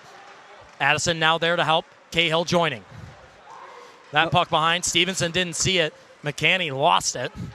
Grimshaw now handling it. He's unable to do so as he gets clocked. Grimshaw taking a big hit there. Stevenson getting their hits back in. That pass misses Dickinson. Lakers will regroup. Rocco leaves it for Flack. Top line now out. Flack skating in. Pulls up. Looking for Rocco in the slot. Rocco trying to deflect it in. Addison pinches in. Nothing doing. That was a great opportunity there. Flack, way to turn it up. Halt in his tracks and then dish it off to Rocco. Couldn't get something going there off of that, though. Rocco in position again. Up to Flack. Flack by his lonesome. He'll chip it in and allow Rocco and Cahill to catch back up. Looking like a good pairing right now here, Shetler. These three working together. Without a doubt, and a possibility that you could see him starting in the first matchup. But Flack here has been all over the ice in this contest. McCanny, Francis, and Warmoth on together. Warmoth skates that puck away. Flack chips it ahead for Francis. Francis takes it back, thinks twice, and that's going to go down. Looks like it'll not be an icing. There will be an icing, excuse me. Looked like they were going to wave off the icing there, but they call it. Yeah, so I agree. Let's go down to our man down in the corner, Jacob Bradley. And Jacob, what do you got for us, buddy? Thanks, guys. Opportunities on this end have been coming hot and heavy so far. A lot of pressure on goaltender Matt Lane right now. A lot of bodies in front of him. The Lakers, though, they were able to find the goal back of the net once from Connor Smart. Let's see if they can get any more. But these opportunities that they're getting, it's going to be hard for Stevenson to stop those. Guys, back up to you. Thank you, Jacob. Good to see you down there. Chance for Stevenson there. Shell didn't have to make a save. Look at Shell here. He's got the pad spread eagle across the net. Just shows you how much reach he's got. Oh, yeah. He's a very tall individual. He's got some reach there. Now coming the other way is the Lakers. Clegg looking for, Flack with a huge body. Almost sent someone into the penalty box. Rocco trying now to get it in. Clegg dumps it down, and Lane will glove it and play it. Yeah, it looks like Lane might play the rest of the duration of this period. Finish out the game. Out behind the net. Yes, it does look like Lane will play. 9:30 remaining, but we'll see. They could throw Kenny in at any time. Yeah, exactly. Another icing there. And the Lakers headed back the other way to their own end. And we'll see, it's 2-1 right now, but, really, if you want to gain a comfortable lead, going up 3-1 with just a little under 10 minutes left, that might be to seal the deal in this game. That'll certainly be a tough one for sure. Anticipating the face-off here. It'll be Sleeth. Wasn't going to be a different S name. Semrad was in the circle ready to take it. The freshman Eager. to get his stick into the dot. McDowell sends that one down. Shell, he'll show us his puck handling, doing nothing more than stopping it. Samurai getting a lot of action so far this contest. Really getting an opportunity to shine. Oh, big save for Shell. Robillard got one on that one. It looked like Shell was going to get screened there, but Shell still saw it. Yeah, Shell lucky he had the boot in the way. Here comes Clegg. Clegg in on the far side, centering for Robillard. He tries to bat it in, nothing doing. They run into the referee. Very Lightfoot will close tip it, and opportunity. it goes into the Oswego zone. That was a very close opportunity for Robillard there. Inches away. That'll be an icing on Stevenson. So now Oswego getting a chance for a little more face-off magic. Yeah, multiple chances for both ends as we take a look at the replay here. Oh, that's one you want back. Opportunity. You want that back so close to getting in the net, bringing it up 3-1. And we look at Shell, routine play there, routine save. Nothing fancy. Gets that body up, gets that blocker up, swats it away. Lane and Shell not really having a ton of problems so far. Addison in. Robillard with the shot block. He is credited for that. Connor Smart with a big keep in. Yeah, huge shot there. Smart, Colabufo, Ryan. A line of some smaller guys out here now, but a whole lot of speed. Smart and Ryan, some of the fastest returners from last year. Smart with a chance for his second of the day, unable to get it. Addison shoots it in. Nobody in the slot. Dickinson looking again. He'll go behind the net, looking for the wraparound. Finds post, finds some twine, but on the outside of the net, and Lane will dive to get it. I think Dickinson a little too late there for the wraparound. Had a good opportunity, but Lane was right in position there. Anticipated that one. Some substitutions coming in the mix here. Arkin, Fudgen, McQuain. So the Lakers grabbing a change. Smart, Ryan, Colabufo off. On is Arkan, Fudger, and McQuaid. And Fudger going to take this face off here. Dickinson and Addison still at the blue line. Dickinson keeps it in, bounces it off the glass, trying to get to Arkan, but it wholly rollers away. Little blast of music as Stevenson comes the other way. It's a 3-on-2, now 3-on-3 as skating back is Fudger, who Huge lays the shot hit by stick. Fudger. That gets the Stevenson bench rowdy. They're calling for a penalty. Stevenson, head coach, hands in the air. And penalty is on the way after that shot. And McCrory, there will be Brett Fudger. Third trip to the box, second on his own volition. Yeah, Fudger knocked McCrory into next week with that shot, and he is out of there. A little bit too much cocoa on that one for Fudger. A little bit too rich on the hit. And Fudger, like I said, I think he knows the entire circumference of this penalty box. And taking another look, boom, laying the hammer on McCrory. He's going to get clocked for that one. That's a easy cross-check penalty for the refs to call there. Cross-check or an interference call. So he'll get another 2 minutes. And again, the Mac Lewis comparisons continue. Big guy that can skate a little bit, can help on the offense, and also will rack up your penalty minutes. Yeah, it gets a little chippy, Got to control that discipline, but first game of the season, eager to get some attention here and eager to lay the hit stick. New penalty unit out this time. It'll be Grimshaw and Noah Bull, the forwards. Warmuth and Francis, the defense. So a new line of forwards out for this 5-on-4 action. Warmuth with a spin move and an immediate clear to start the power play. Yeah, exactly. And, as much as we said that Fudger hit stick, that does leave a golden opportunity for Stevenson, one that they might not get many more opportunities to the power play here, so they got to capitalize on that. Stevenson coming the other way. It's Carlson. Defense back. Warmuth and Francis back. Warmuth sticks it away behind the net. Warmuth skates right to the puck and finds it. Ties up Masters, and it's another clear. Boy, this Stevenson power play. Liam McCanny frustrated as a whistle will blow. Yeah, not what you want to see for Stevenson there. Stevenson catching a penalty. Shell coming to the bench. And Austin Masters, again, the third time in a row, the Mustangs on the high horse. And the Mustangs keep falling right off it. Just can't capitalize there. Now we're even again, 4-on-4 matchup. Anytime that Stevenson has the upper hand, seems like they always squander it. You can see a big hit there laid by Grimshaw there on McClenny in the backfield, which stopped him on the back ice, so to say. Yeah, then Masters catches that penalty. And not we're a good even sign. again. Back to 4-on-4. Yeah. Another 30-second power play, though, for the Lakers. 11 minutes, 27 on the Fudger penalty, and they'll get 30 seconds of the man advantage. Yeah, Fudger's going to be back in a little early here, and we'll see if they can capitalize Sleeth, Robillard on the near side. On the far side, it is Bunka and Cahill. Bunka passes over to Sleeth, but that one's missed, and Sleeth loses an edge. Bunka having to scramble back.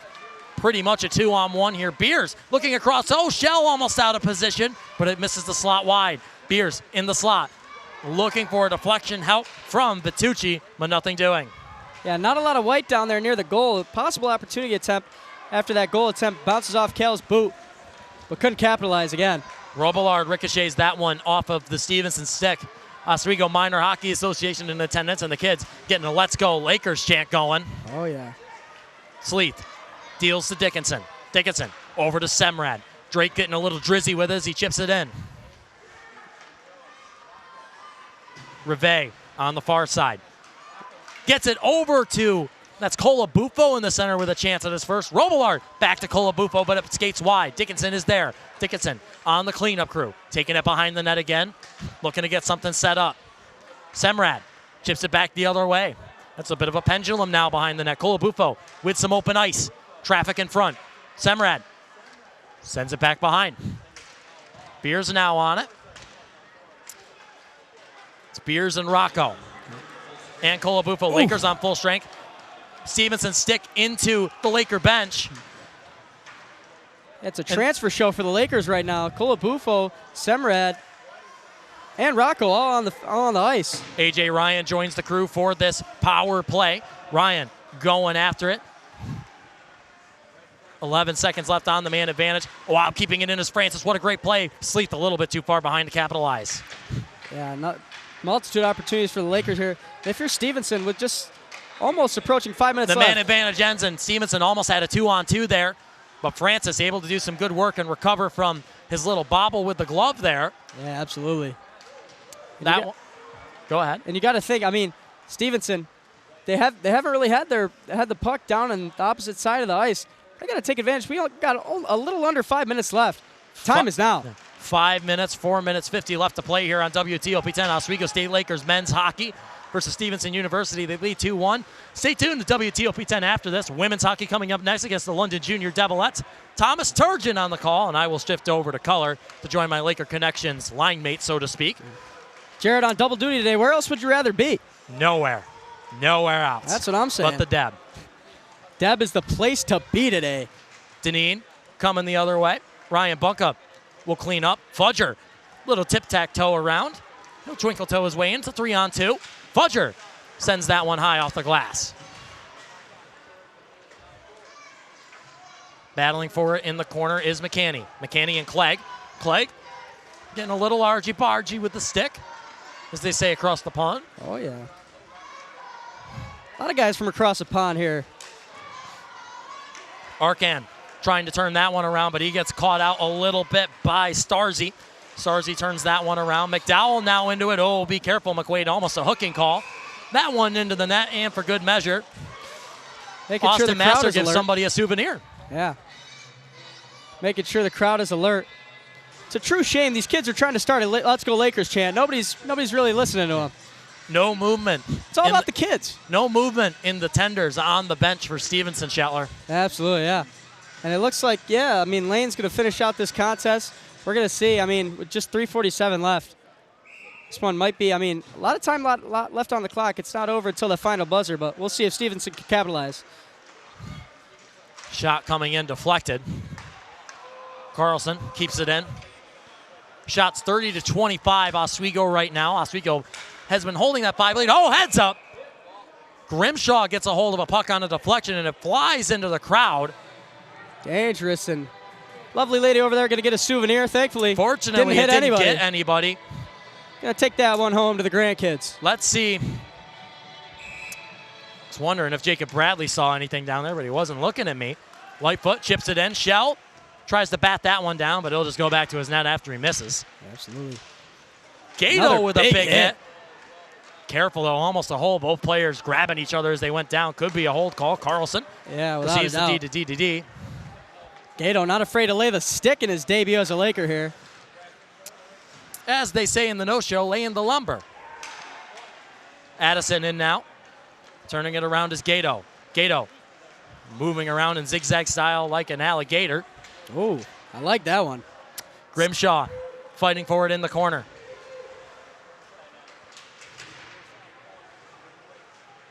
Myers here, a lot of opportunities that Stevenson's squandering right now. Beers with a shot low, gets Shell onto his butt for a moment, but Shell rebounds to get back up. Lakers trying to turn it around. Lakers get a chance. Noah Bull looking to turn it around a little bit. Shell blocking that one well. He was on his hiney. Very versatile. It's on his hiney, but the save still smooth as honey for Shell. Oh, yeah. Now with a chance, it's Flack. Flack fighting for it into their own zone, but Stevenson's going to get a chance to clear.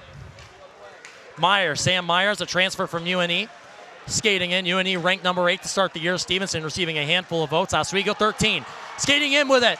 Out of the net. Flack ices it with the empty netter. 2:06. It's a score for the Lakers. They like the Lance and make it 3-0. And how about that, Shetler? Maybe the final blow as Stevenson pulls Lane maybe a little too early. Yeah, one goal from Flack. How's Tucson? That was a beautiful goal. I mean, Lane was out of the net on his front. He was laying on his stomach, and bang, way for Flack. 1 goal sounds great. 2 goals sounds even better. Put him on the board 3-1, and this thing getting out of hand with just a little over 2 minutes left. Tyler Flack and Thomas Rocco get the wheelhouse rocking. Rocco with his first point as a Laker, and Flack with another one gets his first point of the season. Great point by Flack, and Thomas Rocco showing up for his first game here as a Laker. I think that's in one of the key storylines we're talking about for weeks and months to come, Shetler. Absolutely. The awakening of Thomas Rocco. Feels like Max Novick all over again, except with a forward. Novick coming in from Central Michigan University a few years ago, lit it up in D3. Rocco coming in for his senior year from the high pedestal of St. Cloud State, coming in and doing some damage. Here comes Colabufo, another transfer from Holy Cross. Will he be holy? Almost. That one off the pads of Lane. They work into the corner. Want to add to the transfer show here. Colabufo wanted to put one on the board. That one off the top of the glass. Lakers set up in the zone. Robillard to Bunka. Bunka shoots that one in. It almost goes in. Lane out of the net. Colabufo to Robillard. Robillard shoots it on his own off the shin pad of Colabufo. The defense will skate back. Will Lakers keep possession? No, they won't. Everybody has to clear with a minute to go. Right back at him. Crunch time here. And overall, just a fantastic performance for the Lakers here. Exactly what you want to see for the first exhibition matchup. It's almost exactly how the Lakers wanted it to go. A little bit of a slow start, but the Lakers, a slow burn. They get a goal each period so far, but it's not over yet. 42 seconds. McCanny comes in, and we got a whistle. Yeah, you know, as much as I think I was pretty solid. As we take a look over here, it'll be a penalty on Oswego. Penalty on Oswego, I believe. Looked like Matt Lane was headed for the bench. Gotcha, and I'd say it's pretty close to my prediction here, 3-1. Predicted 3-2. Nobody will go to the box, even though Matt Lane thought someone was going to the box. He was halfway to the bench. That could have ended poorly. Yeah, exactly. Timeout called they're going to talk by it the over Stevenson Mustangs, and this is a needed timeout. And Shetler, no movement for the goalies on the bench. You can see they got helmets off. They're sat up like they've got the best ringside VIP seats in the house. So I don't think we're going to see Ryan Kenny today. Yeah, absolutely. I mean, unless Ryan Kenny wants to pop out with 40 seconds left, which I think not really logical at this point of the game, but yeah, they're going to pack it up, and you know, not really anything to be ashamed about. Lane played a really good game. Going to probably see a lot out of him moving forward, but you know, at the end of the day, he let 2 crucial goals go past him. Ed Gosick down here on the bench, preaching the gospel of Oswego hockey to his team. Let's take a look at this replay here. Big save there by Lane. Beautiful. Coming in the other way for Oswego. Couldn't get anything done there, and a little bit of chippiness in the corner. Great save by Lane, and obviously a little bit of chippiness, and 40 seconds left. I think the Lakers are just going to try to wrap this one up, couple passes, and run the clock out. And we'll leave the Deb with a very well-earned win here today. That's exactly what the Lakers are hoping to do, Michael. Shell sliding back in.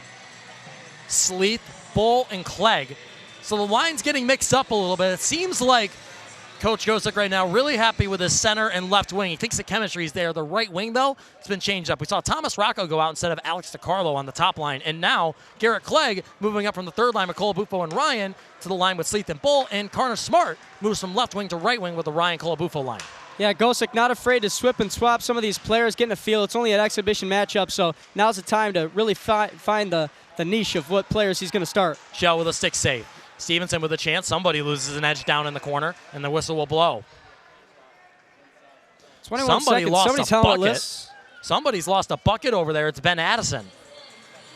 Liam McKenney, a little slow to get up. So Addison will go over, get his lid, and try to collect himself a little bit. You grab his bucket there, put it on. Yeah. That's definitely something you need in this hockey game. Oh, yeah.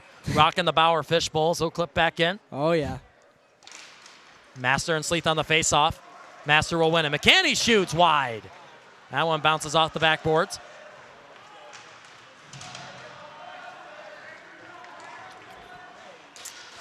Pass back up to Rivet.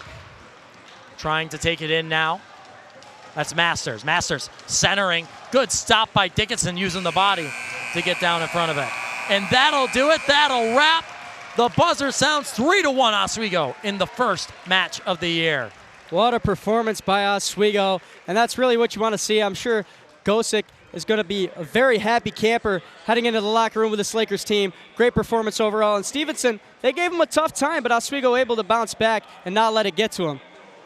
Oswego able to bounce back. A tough first period again in the Stevenson Mustangs exhibition. You know, I'm sure they thought they had a big opportunity to get a win in this year, as everybody will line up for the handshake. And Jacob Bradley will be with us in a few moments to grab an interview. Everybody lining up. Good sportsmanship here after a really chippy game. Absolutely. I don't know. I mean, we're going to see. I'm sure these are a couple of reluctant handshakes as these players have been chirping each other the whole contest, but nonetheless, great show of sportsmanship at the end of a hard-fought game. But certainly it's a learning moment for both teams. Oswego learning what they know now about their new forwards, their defenseman Drake Semra and Shell, what they're getting. Also, with Stevenson, they come in, they get to play a ranked opponent in the preseason and see how they stack up. Absolutely, and Stevenson, they gave them all that they had, and it's really good experience, like you said. I mean, playing a ranked team, it's going to really help them moving on in the season. And Oswego, you know, despite the difference, you know, Stevenson was a really tough opponent and a great way for the Lakers to start the season, coming out with a hard-fought win here in the Deb. Can see down here a new red line pattern as well. Some diamonds on the ice this year for the Lakers. Very beautiful. Big shout out to our WTOP 10 crew today. Control room has been flawless all day long. Gorgeous replays all day long. Absolutely, staying on top of their game. Yep. WTOP. Shout out Thomas Turgeon, Patrick Machado, Tommy Tallarino, everybody there in the control room, Stephanie, everybody getting it done there in the control room. Hard at work today. Luke Rosenthal, all of our cameramen and women today, all over the place. Scott Brubaker down there off of Jacob Bradley's camera. Absolutely. And celebration in play here for the Lakers. The Lakers clapping it up. The Laker faithful here to greet them as they come off the ice. And there's the man of the hour, Coach Gosek. Going to be a happy man here today. Good way to start off his 19th campaign as head coach of the Oswego State Lakers. Those banners hanging over. Stars of the game being announced now. Absolutely. Tyler Flack, the top star. Tyler Flack might walk away with as the MVP of this contest here. Played a phenomenal game. Connor Smart gets the second star. And as everybody makes their way off the ice and heave away begins to play, women's hockey coming up next, but we're far from done here. We're going to grab an interview really quick, and Jacob Bradley's found his man down here, the man from Camillus, New York, the local native, Danny Colabufo. And Jacob, you're down there with him. All right, I'm here with Danny Colabufo. Danny, you're a local native here, just from up the road. What's it like playing in front of the crowd here tonight? I mean, it's awesome. It's awesome having all this support. We couldn't do what we do without them, so it's really special. Now, how have you been able to adjust to the atmosphere up here in Oswego amongst your teammates so far? They made it a pretty easy adjustment. I would say this group's really close already, and we already have a family dynamic. All right, and to wrap it up, big preseason win for you guys today. How does a win like this translate into the regular season coming up? I mean, I think it's a good first step. I think there's a lot to build on, a lot to learn as we move forward, but like I said, it's a good first step. All right, Danny, thank you. Good game today out there. It's great to have you out here on the ice. We're going to send it back up to Shetler and Jared here on WTOP 10. Thank you very much, Jacob and Scheller. What an entertaining game. We got a little bit of everything in there. We got some offensive prowess, some defensive prowess, some brouhahas, and some good goaltending. Absolutely, and we got the best seat in the house up there. Great game. I mean, both teams played really good. It was a really good opening exhibition matchup. Gives Oswego a lot of experience, and Stevenson had an opportunity to play a D3 opponent. I mean, both teams played phenomenal, but it's a great win for Oswego here today. A change of pace next week. Obviously, the women's team is hosting the London Junior Devilettes, a AAA team, coming up next. But the Lakers will be in their seats tomorrow. Not tomorrow, next Saturday. Goodness, that'd be a quick turnaround. As they host the Carleton Place Canadians of the Central Canadian Hockey League, a Junior A league up in Canada. Yeah, that's going to be a tough matchup, but we'll see if they can walk away with it. And you know what would be sweet is walking away undefeated in these exhibition matchups. It gains a lot of momentum heading into the actual season. What do you think you can take into a game like Carleton Place? You know, they're going to have some D3 prospects. You know, Travis Broman played with the Richmond Generals, where Drake Semmerich came from, and spent time with the Carleton Place Canadians. But you're also going to see guys that might have NCAA D1 or even maybe NHL talent on this team. Absolutely. I mean, you can't really think too much into it. You got to treat it like any other contest, and you got to go up there and you got to play your best hockey you can play. And I think that's exactly what the Lakers are going to do moving on. And they gained some very well-needed momentum heading into that matchup against Carleton. They're certainly going to have to, as they've got a really tough opening weekend with Elmira here on Saturday, but they're on the road to open the season against Hobart in 2 weeks' time. Absolutely. That's a game that I will certainly be looking forward to watching. And, yeah, overall, a fantastic game for the Lakers. Who did you think? That'll do it pretty much for here us today, but don't go anywhere. WTOP will be right back in just a little bit with women's hockey. The London Junior Devilettes against the Oswego State Lakers at 6 o'clock. I'm Jared Wakefield for Michael Shetler, Jacob Riley, and our entire WTOP crew. Have a great evening and stay right here for some women's hockey.